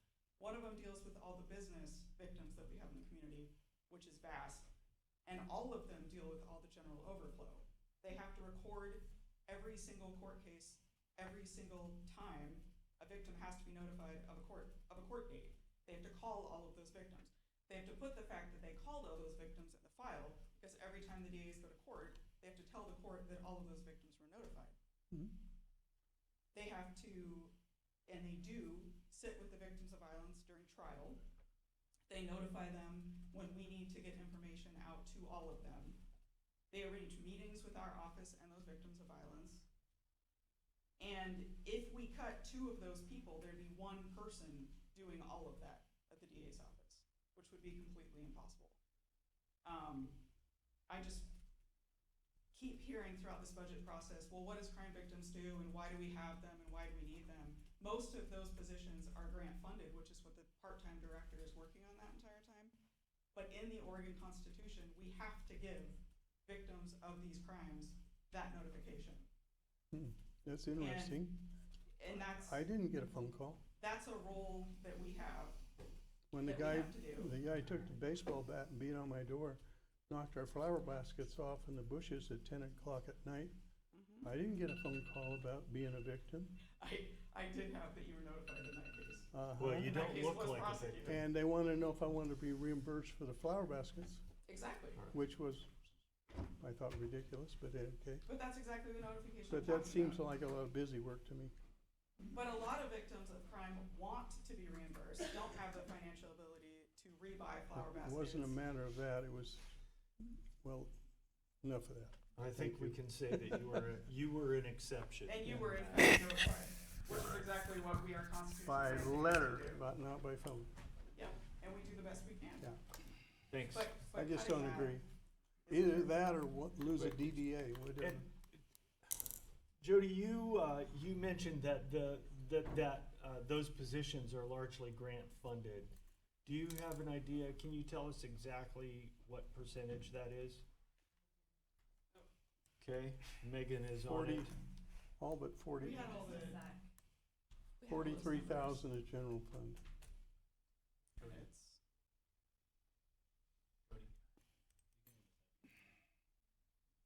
We're in Constitution. In the Constitution. We get that citation.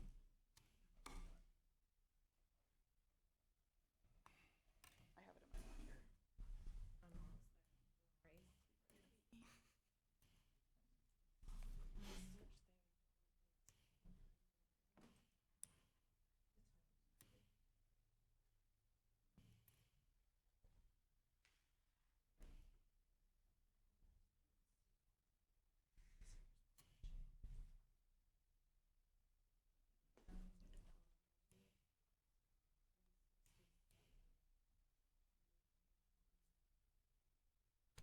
Like one of the grant figures was 79,000. One of the grant figures was 138,000. I believe it's the majority. And, see, DA support was 43,000 and change. That's what comes out of the general fund.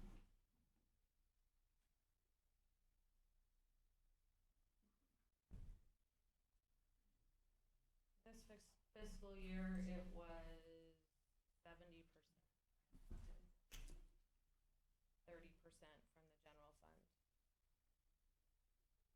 And what's that total personnel services?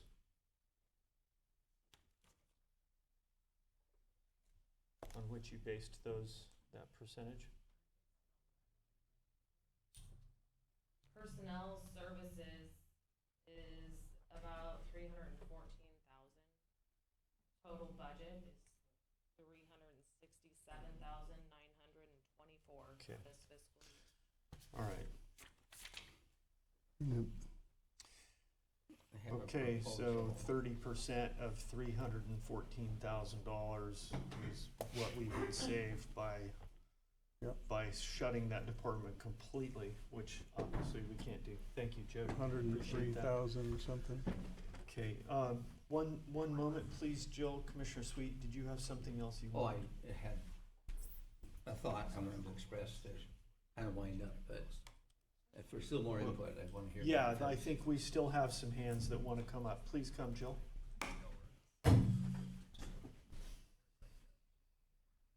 So just for clarification, you guys said suspend all hiring. I have two positions I'm waiting to fill up, already went through interviews. But I was wondering if, and I know Coos Health and Wellness has open positions too, if there's a way that we can work with the people that you're going to lay off to possibly save you some money to maybe replace those people in the vacant positions in those non-general fund departments. Would you Just a say it thought. over again? So- Jill, I'm having a hard time hearing you. So you said to freeze to all hiring. So I know that I have two positions that are open. I'm a non-general fund department. And I know that Coos Health and Wellness also has some positions that are kind of on the, they don't require a doctorate or a master's or something that maybe somebody could transfer into.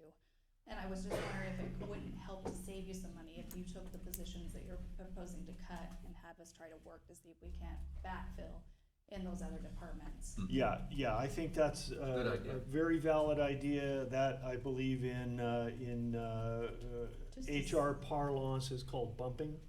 Well, there's bumping too. Well, oh yeah, bumping's a little different, Bumping's but a little yeah. different, right. but, if we end up with the bumping at the end and we still end up having the two vacant positions because people decide not to bump, maybe we could offer them the open positions just to try to help save money. I don't Yeah. know if that will work, but just a thought. Yeah, okay, very good. Thank you, Jill. So is Is the bumping confined to the department, or is it within a general? No, bumping can cross departments. It's As the long- union, within the Dep- union. Yeah, within the a certain union, as long as parameter, the minimum qualifications Yeah, of the right. job are met, yeah. Okay, anybody else? Yes. Elmer.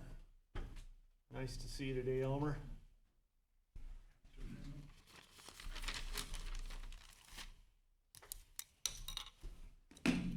North Van, Elmer Yardley.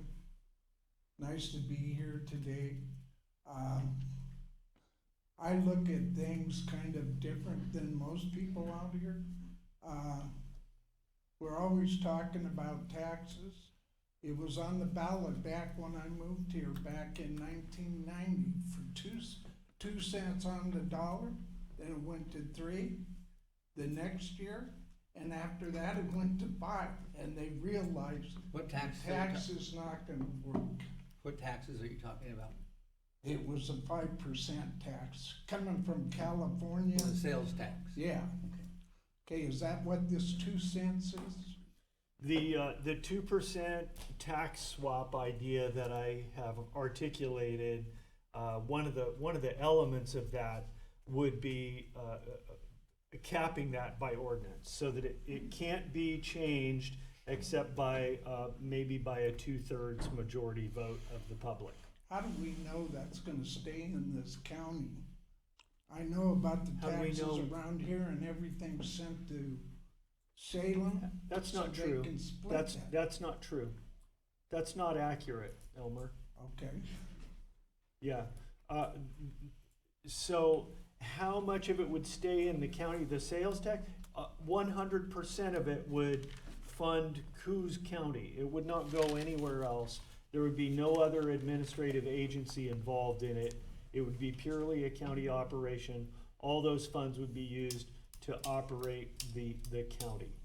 Because what was supposed to happen on these drugstores, that we were gonna get so much money was gonna help the county with taxes. Well, has it?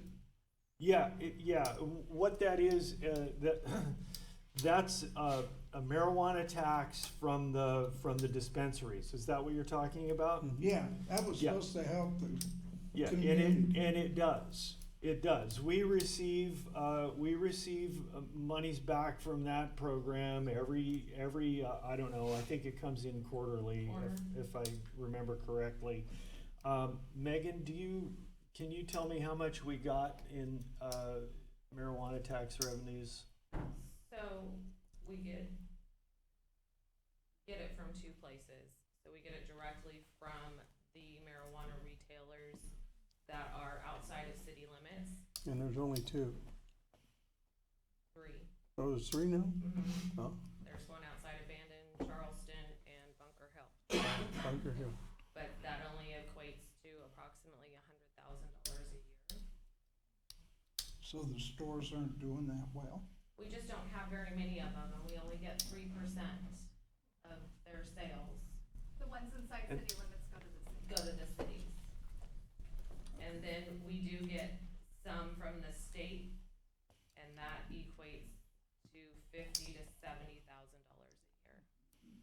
And that $50,000 to $70,000 goes into the economic development fund. Mm-mm. No? Oh, No, that's sorry. in the general fund. Oh, okay. I don't know what I got mixed up there. Economic development's lottery. Oh, lottery money, okay. I Yeah. knew it was some kind of vice. Oh, All I right. wasn't even thinking that. The lottery tickets, we don't get nothing for. We do, Uh, but it goes into economic development fund, can't be used for general fund. Right. There's a And we- limitation. Yeah, But there's we a lot do- of but- taxes, cause I haven't even talked about the taxes Yeah. on my house. The that the go limitation up. is it's for economic development only. It can't go into the general fund to support SO, et cetera. Okay, I just wanna thank everybody who's working right now, cause some of us have retired, but things just keep going up. Just a question. Right, thank you, Elmer. All right, anybody else care to tender a comment? Sheriff? Actually, thank you. Gabe Farizio, Tokyo, actually. You got 2 minutes. What's that? 2 minutes, sorry. I had some stuff prepared, but Sergeant's there, said really well, and all the stats and everything. So I kind of want to get up and say thanks. Thanks to the community, and thanks to my fellow deputies. The cop psychology is weird, real weird, very, very niche. We do this for 2 reasons. One, because we're protectors. We all think we're sheepdogs or a thin blue line. And that's why we signed on. And 2, more to the point right now, is we do this for our brothers and sisters on our left and right. We take that oath knowing that we would die for the community. But that guy, die for them in a heartbeat too. So, with this glimmer of hope, I don't know if it's possible, I don't know if it's gonna work. Donations, I mean, that's a hell of a gamble. But if it could, the only thing I would say is that we need to get that tax swap idea, which I think is a fantastic idea too, being a homeowner, probably on in May or November of next year. Because we're looking at November next year to start collecting, and that's way too soon, I think, or November the following year. And interrupting just for a moment, Sheriff, if you'll recall, that was the basis on which we put forward the levy on the November ballot, because there was no way we could get the tax swap stood up in time, and that's why I just mentioned on this online chat that I was consistently framing the levy as a stopgap, a short-term stopgap. We needed something to fill the hole until we could get that tax swap legitimately on the ballot, and we just didn't have time to do it before. So absolutely. Back we to find you. ourselves in the same position. If there's hope that we can save these guys, I'll do whatever. I mean, my wife knows that I'll go out and work in the evenings, talk to people. I'll work my hiney off for this tax swap to try to figure it out. Because they're worth it. Matt's right. We have some absolutely astounding people. I don't know how we got so lucky. These guys worked a lot in our recruiting and our hiring and got the numbers. And not just that, but man, they're fantastic. So if we can save them, I don't know. I know you know that. I know you guys support it as well. And thank you to everybody that supports us. Thank you, Sheriff.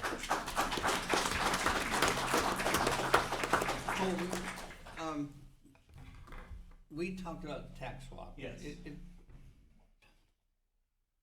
It's a good idea, and I think we ought to pursue it, but the reason we didn't pursue it as aggressively as we might have was that it takes quite a while to implement a sales tax. And I think we were looking at 3, maybe 4 years to get it done.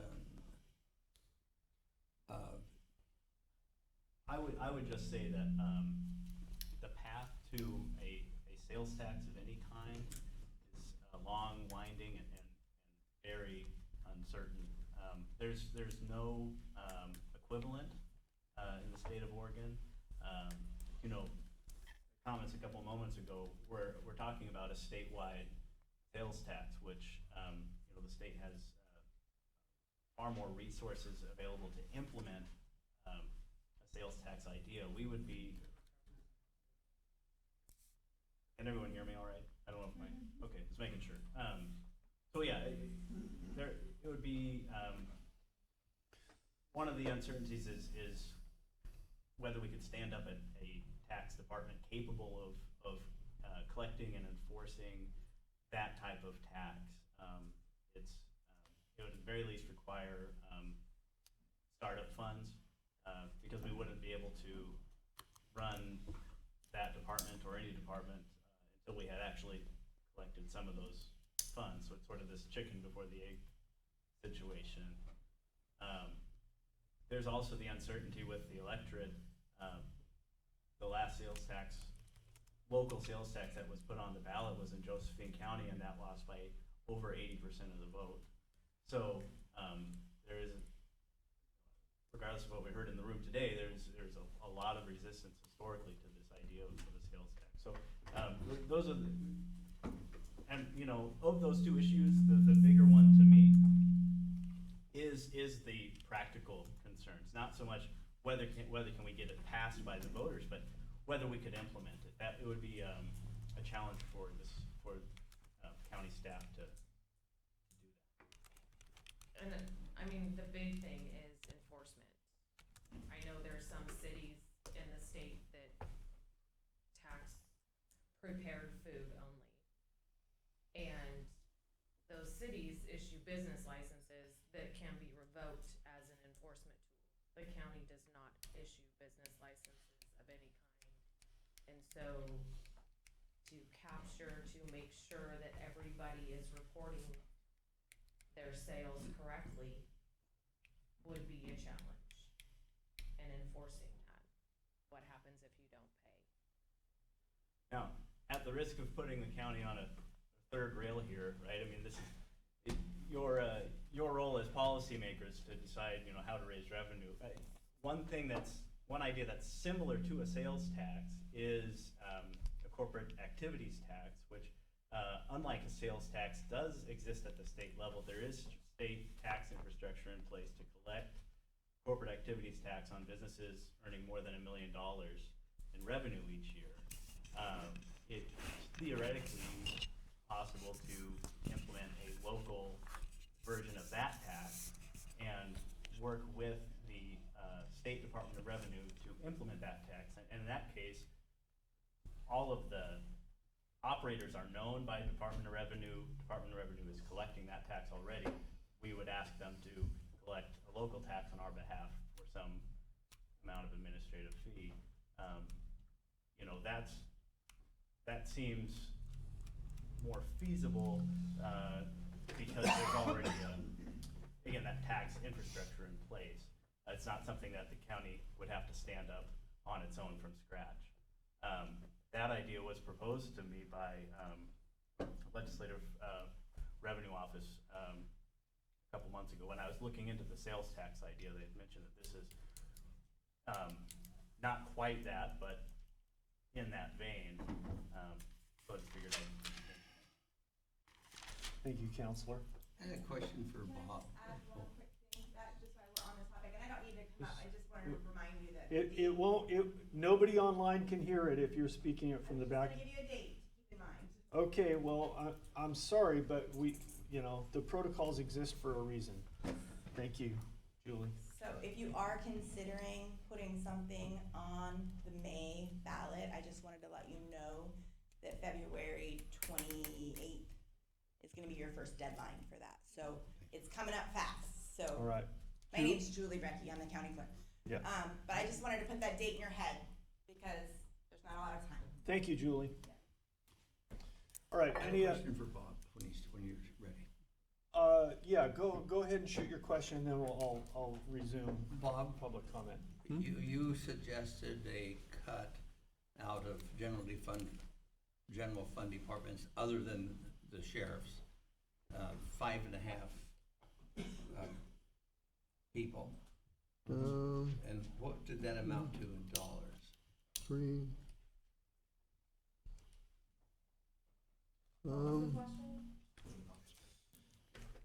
He actually suggested, as he was texted- talking here today, Yeah, I don't cutting know 5.5 exactly. people out of the out of the general fund departments other than the sheriff's office and jail.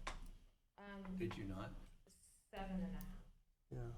Oh, then you missed 2, because I got 5.5. Let me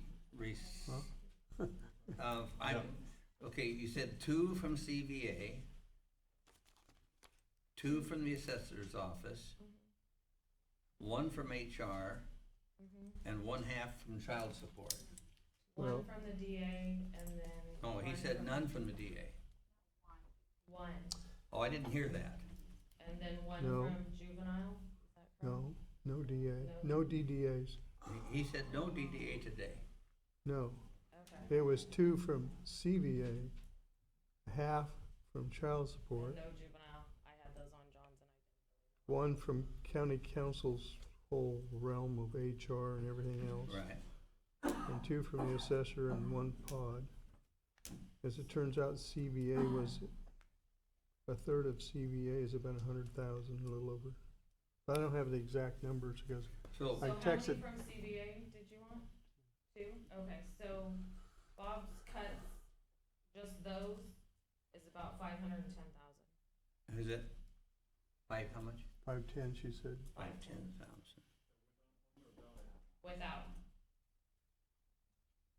Without, unemployment would be Net- 120.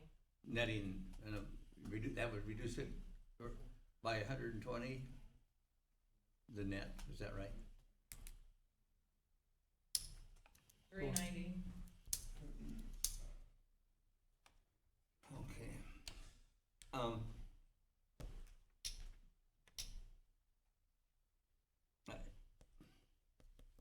I think we have to act. I'm sorry, I just, and I'd like to kind of offer a form of emotion and see what kind of reaction. I'm not prepared for a motion yet, Commissioner. We still have public who would like to comment Okay. before we continue this process. I didn't see any hands raised, so they were done that. I'm sorry.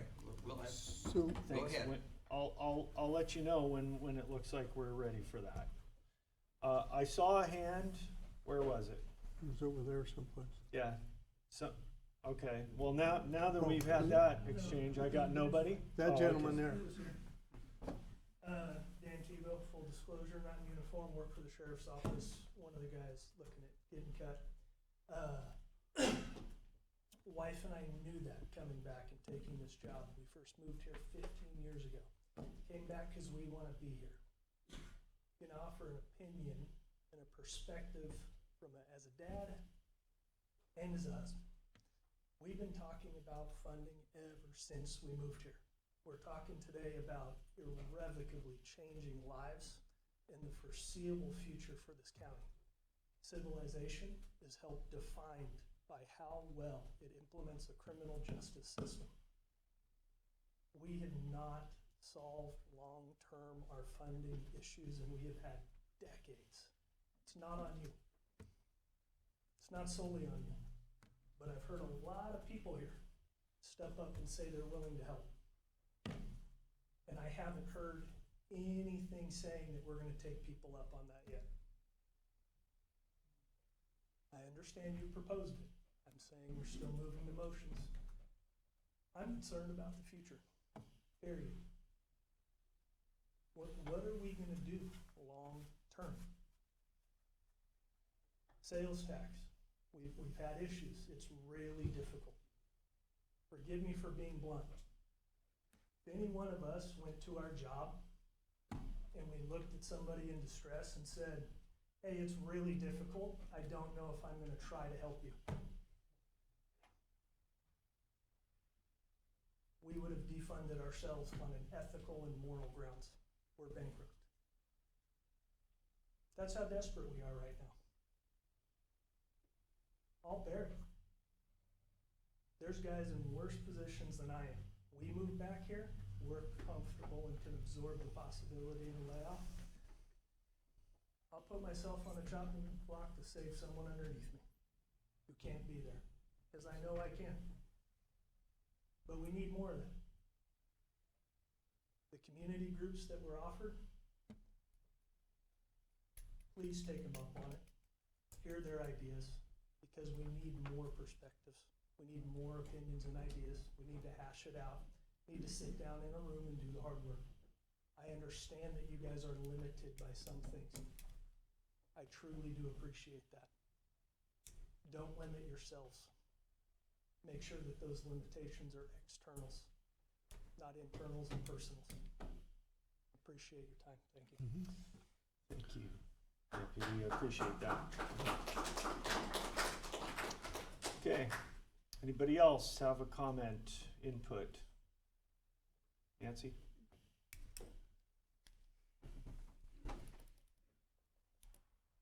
Nancy Brown, Coos Bay.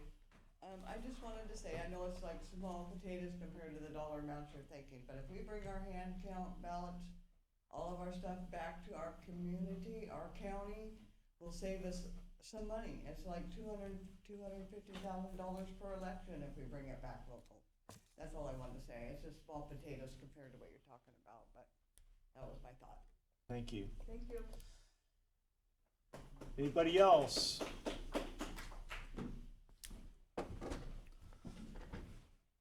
Steve, sure.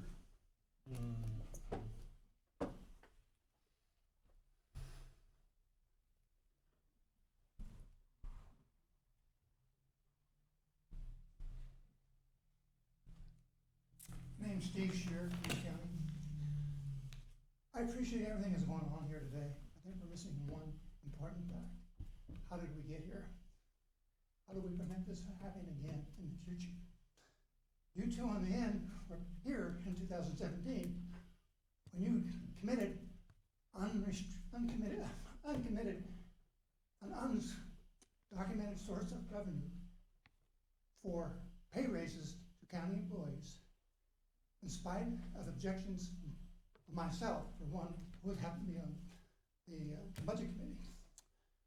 Last June, you turned around and did the same thing. You committed the county to pay raises, totaling almost $1 million, using American Recovery Act funding, with the rest of it determined going forward.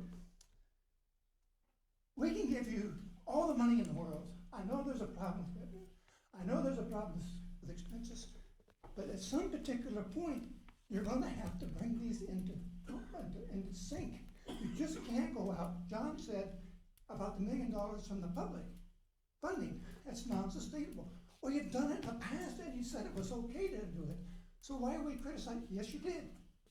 You took the money from LNG, Gordon Go, for the sheriff department, gave raises to county employees, even though I told you it was not sustainable. It turned out that I was right. Your own HR director told you last summer that if you gave those raises, she almost guaranteed you that you would be facing this right now. You'd be laying off county personnel, and you still did it. I'm worried about what's going to happen in the future. This is going to be fixed. I know it's going to be fixed because the citizens of Coos Valley are not going to let it fail. But the deal is, you guys, this board, any future board has an obligation, the citizens of Coos County, to get it right. So this doesn't happen again. 2009 it happened. I was here when that happened. I wasn't part of the sheriff's department or anything, but I was here. Now it's happening again. Who says it's going to, how can we prevent this from happening 10 years from now? These people deserve more. Thank you. Any other comments in the room? Going? All right then.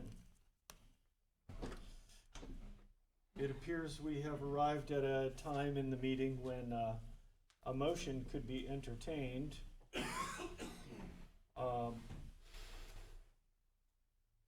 I know a motion that I would probably construct, but I will defer, since Commissioner Sweet was the first one to, he appears especially eager to tender a motion. I want a discussion amongst the three of us regarding the proposal before I make it a motion. Okay, fair enough. Both Bob and suggested something relatively similar. The first was that the second jail pod would be cut. The second was that we would search the other departments in the general fund and see how many cuts we could find there. We both kind of had the same idea. We were pretty close, but they weren't the same. And then the third part of the proposal was that the sheriff's department would need to find the balance after those two initial cuts were made. I think that I would like to see us gather together. My first thought would be that we agree to the jail pod being cut, the second jail pod. The second, that we would meet with departments that were impacted or might be impacted by cuts out of the non-sheriff's departments on Wednesday. I believe firmly that the department heads should have a chance to make an argument for or against their cuts. But we have to come up with some kind of money that would be in the neighborhood of $600,000 to $700,000, I would guess. And then the sheriff had asked that if he had to cut deeper in his department, we allow him the latitude of give him a number and allow him the latitude of making those cuts. So it'd be a 3-step process. Agree to shutting down the pod, meeting Wednesday to find other cuts out of other general fund departments besides the sheriff's office, and then third, the sheriff would have to come back with some other cuts. I don't know where else to make it. I hate to pick on the sheriff's office. Over the years, we've cut the other departments really hard. There isn't much to work with there. I think I appreciate the instruction that two things. We can't just keep let this bleeding going on, and we have to tell our people what we're doing. Tell our employees, tell them have some certainty. You know you're either gonna have a job or you're not gonna have a job. And I appreciate all of the input, and I appreciate the good thinking that's gone in to find other solutions or other revenue sources, but it's gonna take a while to develop those. I'm not sure that they're realistic, and I just don't, I can't in good faith keep spending $250,000 to $330,000 a month that we don't have. So I don't know if you could get the gist of what I was going with the formula and see if, I know that's something that Rod doesn't really like, but does that kind of capture what you're thinking, Bob? Yeah, Wednesday morning's open all morning, so we have a hearing at 2 o'clock on Wednesday afternoon. Yeah. But other than that, Wednesday morning's all open from, let's say, 9 o'clock on to noon. If it takes that long, it takes that long. Now, we have two problems. One is the immediate problem. We have the funding come this July. There's a lot of solutions out there that might work, might not work, who knows? But that is down the road a ways, which I wish it was the solution now, because we have all these trained deputies that we spent a whole lot of time and money on and recruiting some of the very best the whole country has to offer. So then we gotta let part of them go, and then maybe if there's funding down the road, try and hire a whole bunch of new folks. That just drives me crazy. It's not a good situation.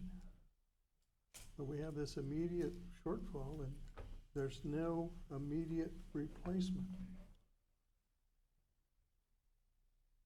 Now, you know, they talked about having this donations out there, and the county would match it at 1.2 million out of the forestry rolling average. Okay, if you take, let's say that happens.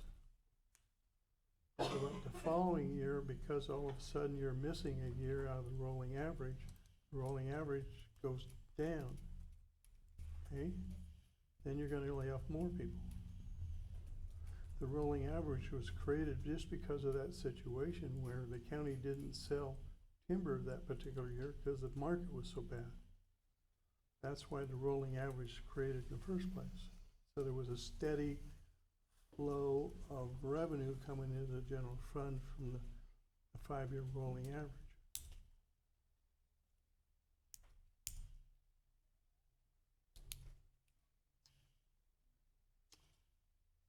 So you're gonna take a risk if you wanna grab 1.2 out of it. And then if it doesn't work, then you're gonna be in worse trouble. If it works, cool. But that is down the road from where we are today.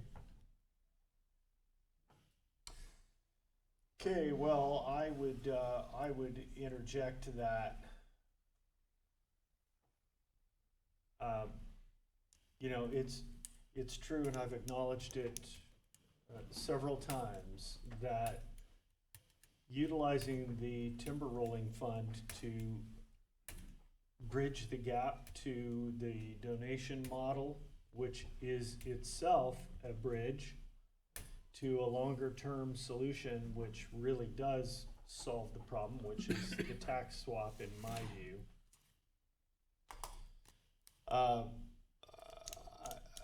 My perspective is that, considering all of the factors of the current staffing of the sheriff's office, the cost of replacing that we already have if we let it go, the cost to justice in Coos County, imagine we're back in the situation where the Coos Bay PD, North Bend PD, Bandon PD, nobody can bring anybody to the jail because there's no room.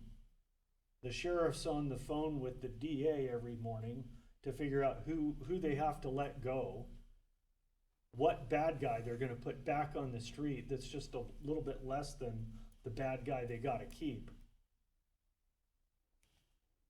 To me, in light of all of that, and in light of the spirit of volunteerism that we've seen from the people, I think that it's worth the risk to augment that function, to augment that donation model, to see what happens. In the meantime, we've got a ballot initiative to get to put together for February, to hit that first deadline that the clerk mentioned, and start moving toward that tax swap plan. You know, is it doable? Can we win that? I don't know, but I think so. I mean, it's an idea that makes sense, and that's speaking to, I mean, I get positive feedback on the tax swap idea from people who are liberal thinking and people who are conservative thinking. Everybody seems to be in the same proportion in favor of it. Some are opposed, but it seems to me that most people like the idea. It's not necessarily that, it's the timing, right? Yeah. It takes so long. Well, that's why we're talking about this bridge, and if you'll recall, at the beginning of the meeting, my first statement to cut that expense right now and stop the bleeding is go to an across-the-board 35 hour a week, 35-hour work week. It's not popular. I don't like it either. But for God's sake, tell me what else we're supposed to do. Because I haven't heard anybody come up and offer a solution that actually works. I've heard little pieces here and there, and a lot of why this won't work or why that won't work. I'd say that's not the right approach. I think we need to be proactive, creative, get the hell outside the box that we've been trapped in by the progressive empowerment of the state and disempowering of the county.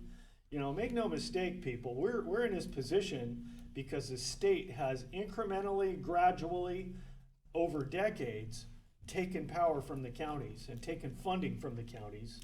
This is not an accident that we're here.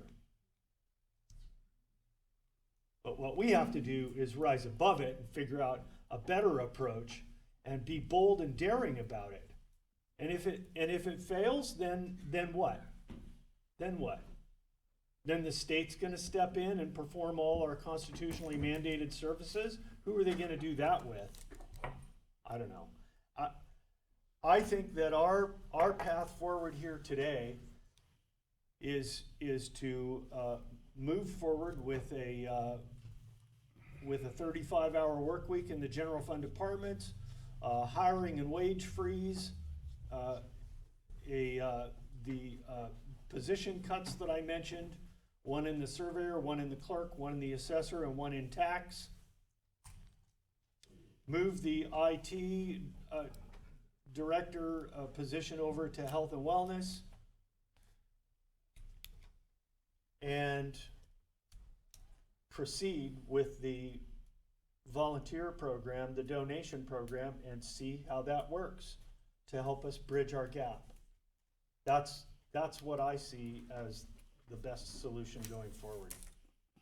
I don't. Bob? No, I can't see cutting the surveyor and the county clerk, and there's just nobody left there. You might as well shut the doors. That's not true. Can we?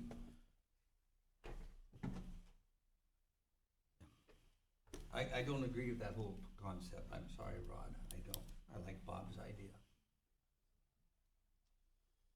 And similar to my idea. Well, and Bob, are you ready? I would make a motion if you. Go ahead. We'll I see move how it we goes. approve 3 steps of action. One would be to order the second jail pod closed today in the shortest possible amount of time. I think we have 30-day notices. 2 would be to meet on Wednesday to pin down 5.5 to 7 positions that we've identified but haven't agreed upon in the other department, in the other general fund departments besides the jail. Mm-hmm. And 3, ask the sheriff they should give him a balance of about $1.2 million to find a cut. Okay, I am in agreement with everything but the cut date on the pod. Maybe mid-January, something like that, or the 1st of February. Sheriff? Agreed. I mean, that would, the numbers I gave you earlier were based off of 1 February. I forgot to mention that. Okay. And that's fine with me. Okay. But So you modify your motion to be February 1st? do you think you'll be able to man it that long? Yeah, I think so. Okay. I'll talk to him. Yeah, I modify my motion to do So that. we need to. Okay, second then. I'm sorry. You're fine. Just to clarify, we're talking 1 February is when it closes. Is Yeah. when the funding stops for them. So I need to back that off. This for is why people don't verification. trust you.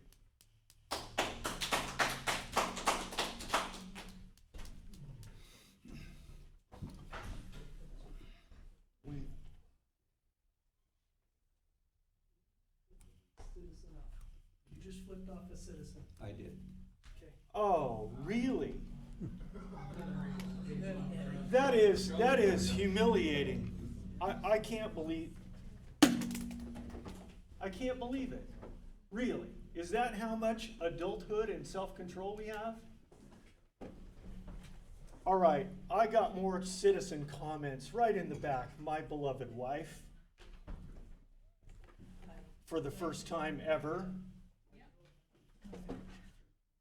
Really? I can't believe it. Nicole Taylor, Bandon. So why can't we do something like this? Why can't we give the citizens a 90-day trial to where we see what we can do in 90 days, since we don't have to have, we have to have it written by, Jolie said, the 21st of February? So why not give us 90 days to see what we can do? What if we get $100,000? What if we get $200,000? I mean, don't you think it's worth it? In 90 days, we're $300,000 a month behind. In 90 days, people will be able to feed their children possibly. We're saying we're behind, but what if we're ahead? Like, we're thinking the worst, but maybe Coos County will pull together. Maybe this is gonna be like a miracle county. Like, you just never know. I But mean, you do know that we're bleeding money at the rate of $250,000 to $300,000 a month. yes, We but know that. I also think of God's economy, where things are possible and miracles happen. And I don't know, but I do. Can you believe I'm up here doing this? pretty amazing. You just never know what can happen. You know, Well, we're looking at the sheriff, it took you a year and 4 months to get that second jail pod open. I think it just opened this year on April 26th, 27th. That's a long time to get those people here. Yep. And they're good people, and they deserve a chance, and if, Yep. you know, we don't, love everything that Chris has to say, I certainly haven't. But he's passionate, and he wants to bring something here. And that's what I have to say about that. And there's more too, really. I think it could be like a GoFundMe kind of thing where there was complete transparency and the people that gave would be able to see the amount that they gave. The treasurer, whoever's in charge of it, she's very good with all that kind of stuff. She could look at any one of you could add these numbers up. It wouldn't be a hidden thing, it would be complete transparency. GoFundMe isn't the thing because they take our money, but it could be something like that. Remember we talked about it about a year ago in July after Matt Wilbanks came and spoke with, was it Patterson? I don't remember. That sat right here? I think so. Yeah, so anyway, that's what I would like you to All consider. right. Thank you. Well, you have 2 months from today to do it. So that would be, yes, it's a very short time, but, I know. You got 2 months though. so what do you think? We're still proceeding, but you still have 2 months to offset that. Yes. So go for it. Okay, thank you. So, I saw, there was another hand before you, Sergeant, I think back over here. Was there somebody else that popped up and wanted to speak?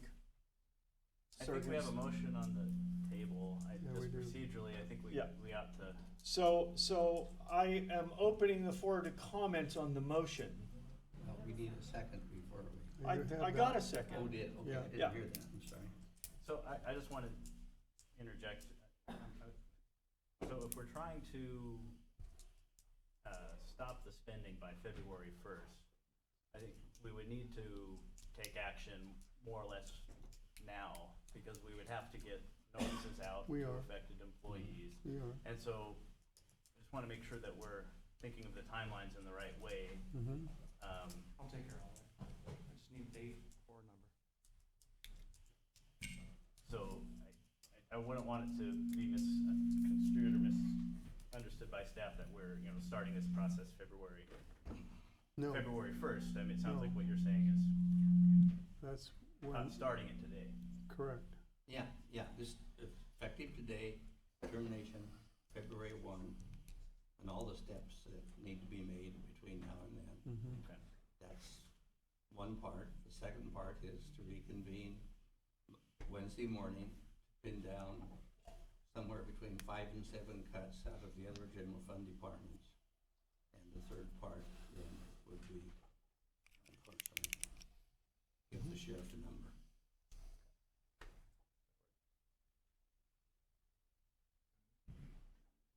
I was asking Caroline, who is going to be the most familiar with those timelines, deadlines. A dollar number. Okay. Additional comments on the motion that is before us. Sergeant? So, guys, for fear of sounding like a broken record, I've been talking to this nice lady here. I like all the ideas. I like the forward-moving idea of a tax swap. I like all that. But the motion on the floor, I get it, although it's not completely what I would do. Here's what you face. I'm not a politician. I have zero desire to be a politician. I will never run for office. But here, I'm gonna tell you how it is. If we don't do what we have to do now, and we play off of, hey, we could get donations, and we play off of, hey, we could do this, hey, we play off of, hey, we could do that. Instead of, I'm gonna throw out a number, instead of cutting 10 deputies now, you're gonna cut 42 next year. So, I understand everyone comes and we're frustrated now, and we wanna do, hey, let's try this, or let's try that, or let's try this. What you don't understand is there's no money, and if we don't make decisions now, in the future, we're gonna cut our whole department. And because I love my coworkers, and I care about each and every one of them, Deputy Starr right here, he'd probably lose a job. he would be in agreement with what I'm saying. 90% of my coworkers are in agreement with what I'm saying. I know you heard from one that's not in complete agreement, but I would say that maybe they didn't look at the big, I'll use the Doug Strain as an operational picture. Because the bottom line is, if we play a hypothetical, you're gonna cut the whole department in a year, 2 years, whatever. You balance the budget to the money you got, like we did in 2007. You get out the books, you see how many was in forestry, you see how many was in the assessor's office, you see how many was in the DA's office, you see how many was the sheriff's office. You go like, hey, the budget's balanced. Let's go to those numbers. And then if each department can have additional to get to the number that we're currently balanced at, we give them that. And then some godly day forward, when some new stream of money comes in or we pass a tax swap, we hire on new people. That's how you do it. With all due respect, you cannot do a 35-hour work week. You cannot penalize the people that are still here. Because the public said no, or I know you're saying the public didn't say no to law enforcement. Because we didn't get the levy, you cannot penalize the rest of your county employees. And you're exactly right in the situation that if you do that, you will have mass exodus. You'll have no county workforce, but at least we'll have money. Anybody else?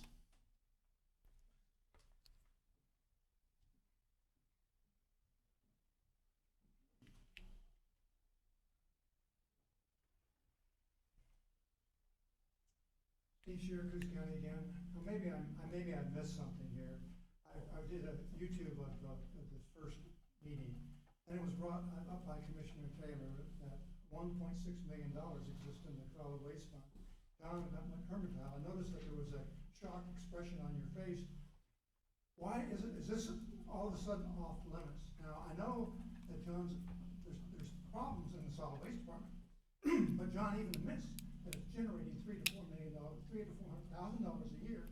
It is a recurring source of revenue that the county can use to balance the budget, or in this particular case, I know it's a one-time deal, but it'll be $300,000 or $400,000 more next year.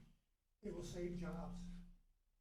Is that more important to the county to have more sheriff's patrols, to have more people, or is having money sitting in a solid waste fund collecting interest more important?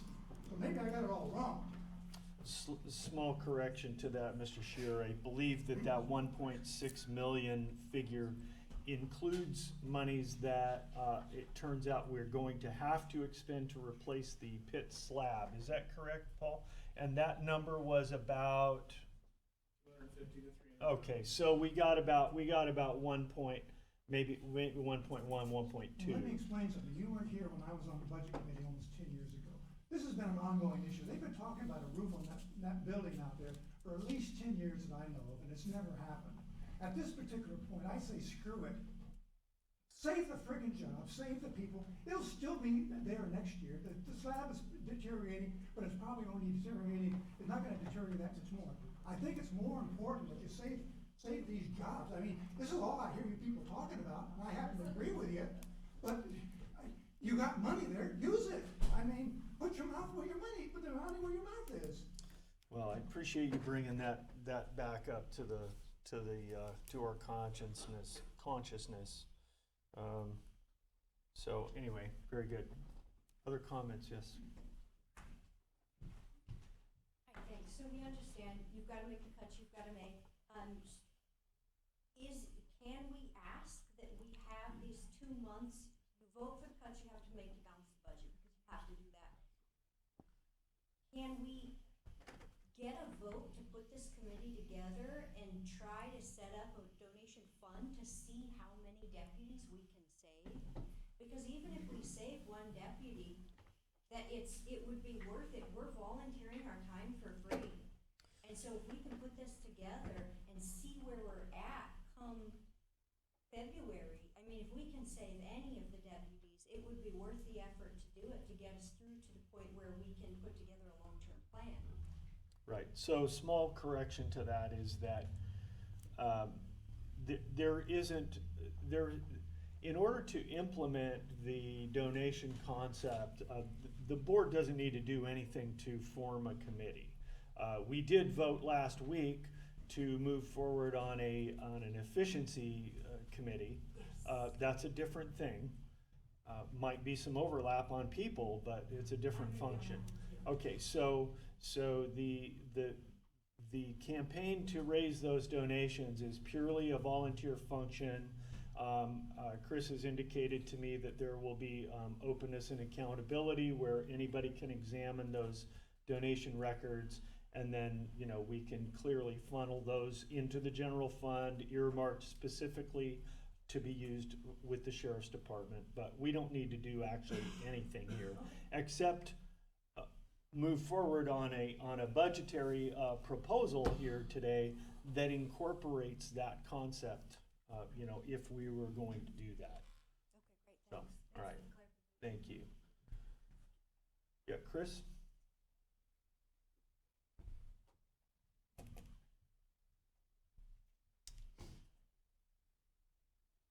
Over the next year, my initiative would be asking for 1.2 million. We've just heard that that money is possible, that it could come from the roads, coming in very under budget. Solid waste, sorry. I would ask for all of it, obviously, because I'm me, but going with the 2 or 3 month window here to get something set up to see if this is possible. I mean, even just, so the county match would be $100,000 a month. So if we're talking 3 months, throw us a bone, throw us $300,000. That's minuscule compared to the entire $100 million county budget that includes all departments outside the fund. So give us that chance, please. And give us the opportunity to show you what we can do. And the reason why we can't do this on our own, it's not something that we can do on our own. We can't without a vote from you.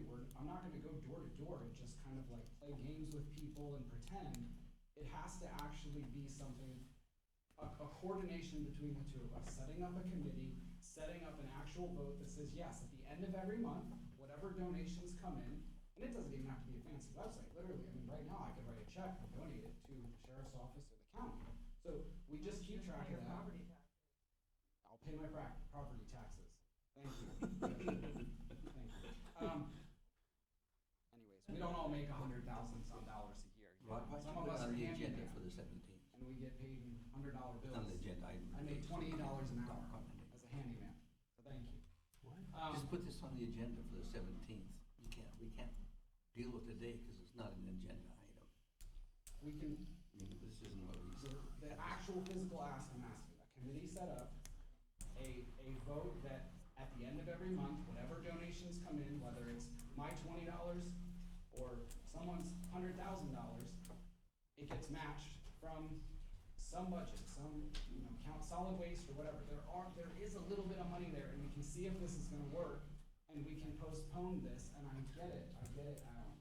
We don't wanna postpone this, but like, give it a few weeks, shit, I can do a lot in a few weeks, a lot. I will go out and immediately, this evening now, spearhead this, and other people are ready to help. And we already have commitments. I have a spreadsheet already. I don't want to announce it, but like, we're close to 10% of the goal. Like, we're getting there. But none of this happens without you guys and without this coordination. So please, I beg one of you, Bob or John, please reconsider. Please. I'd like to see it on the agenda for our December 17th board meeting. The chair can put it on for tomorrow. I don't know that something of that magnitude should be done as a late agenda item. Okay. No. Okay. All right. I'm sorry. Sheriff? If I may, I'm sorry, just to build off that a little bit. We're talking 17 for the donation agenda? Yeah, to bring up this concept of the county matching donation. I need about 6 weeks lead time, and I don't, seven people that I know of so far have applied out. Some of them sitting in this room. It wouldn't be fair to them to say, hey, you're gonna lose your employment February 1st, but, maybe we'll take the gamble on this donation thing. So to me, it's either one way or the other. I don't think we have time to wait. Yeah, I'm not suggesting we wait on. You know what I'm saying? I mean, if we're gonna go for the donation thing, cool, maybe I'll give them some hope, and they won't go. But the people, the 7 that are different,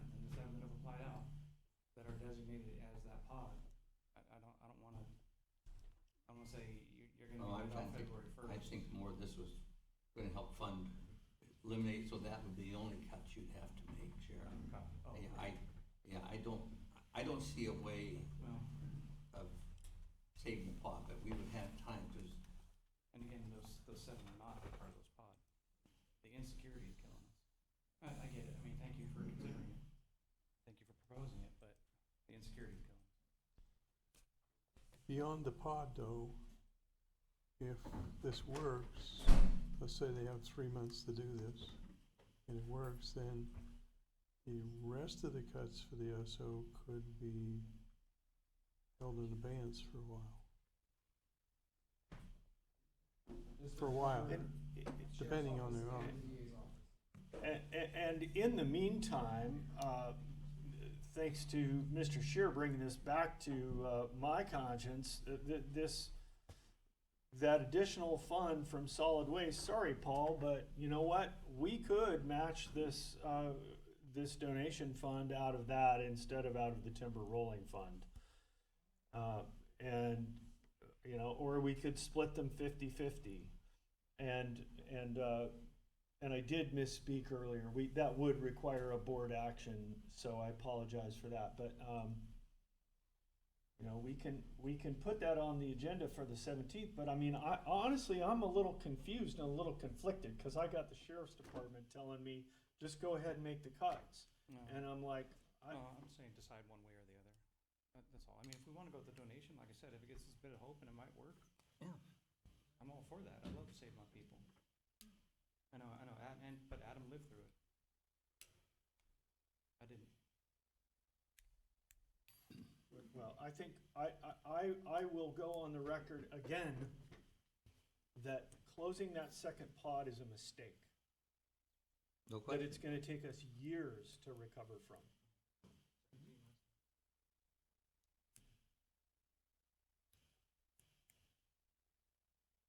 So do the number, start with 4, pod is roughly a mil. Go down to 3, if you do a fundraiser of 1.2 and the county manages at 1.2, that's 2.4, you're still over roughly a mil short.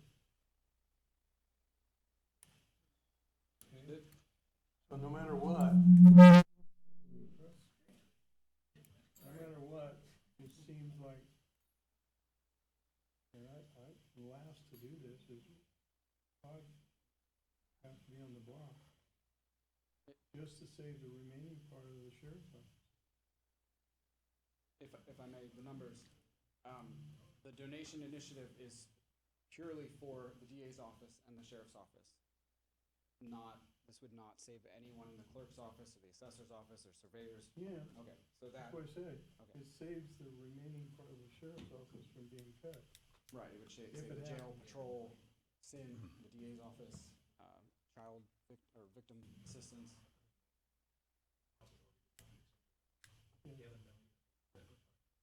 I could put it up in a nice pie chart. It would save the I got it. entire law enforcement, every single department. And so that's where it becomes an issue of timing, and where Dave's saying is, we're sort of at a crossroads here. It's one of two options. I mean, if we want to stop funding the second pod by February 1st, those decisions need to be made today. And that seemed to be what the proposal was, nation. So, That's the motion on the floor. right, so I tend to agree with the sheriff here that can't really have it both ways. My intention was that the first 2 cuts would be fairly immediate, the second pod, and we agreed to February 1 as being fairly immediate. And then the 5 to 7 cuts out of the other general fund departments would also be immediate. And I'll put a date on that, February the 2nd. And then the remaining cuts, as necessary, would come from the sheriff department. But at this moment, there's no date on that, nor was there one. So it gives us a little breathing room.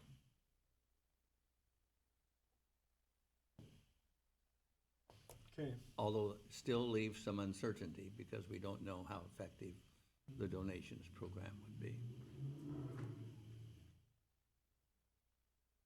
And we won't know whether we're gonna do that or not until February, or until December 14th. 17th, excuse me. All right, thank you, Chris. I have something else after we vote, Mr. Chair. Yeah, I do as well, Commissioner, thank you. All right, any other comments on the motion?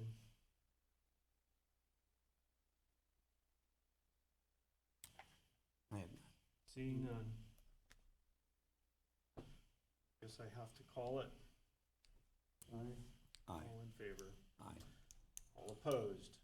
No. So there you are. You have 2-1, not the one that I wanted to see, not the outcome that I wanted to see today, but I don't know. So, Mr. Maybe on Chair, December 17th, we can have some kind of amelioration of this unfortunate situation today. So that motion included a meeting on Wednesday morning, is Oh, that yeah, correct? and, I'm sorry, Yes, it Wednesday did. morning, 9 o'clock. Now, So, 9 o'clock. I have another unpleasant matter to attend to here. And it is that we commissioners are elected by you, the people online here, the people out on the street there, to do a job that is sometimes not very much fun.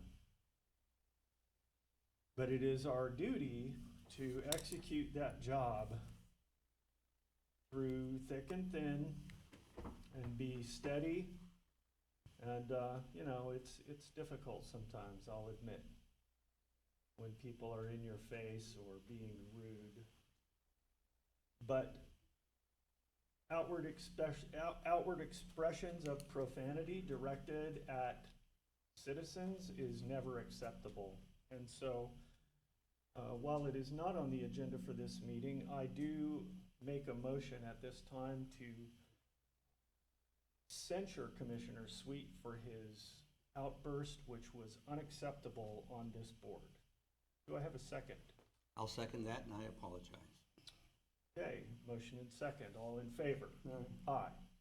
Thank you, Commissioner Sweet, for your conscientious address of that problem. Thank you. Commissioner Maine, you had something. Yeah, for council, how long does it take to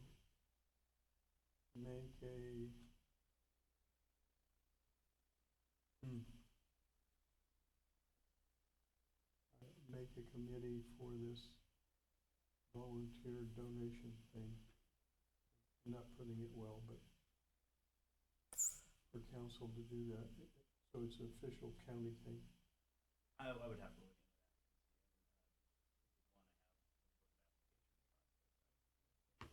that.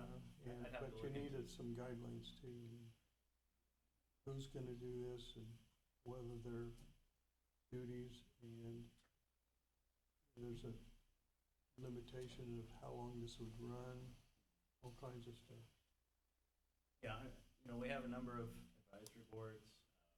Those are fairly common things for any body to have.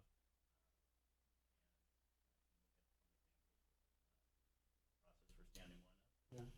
It probably would be a board order of some kind with parameters and named individuals who'd be appointed.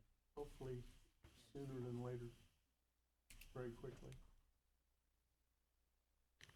And we gotta get out notice of who wants to be on the committee and how many we would allow on the committee and all kinds of stuff. Yes. All right. Anything else? All right. Thank you all for being here and participating in your government. We're adjourned.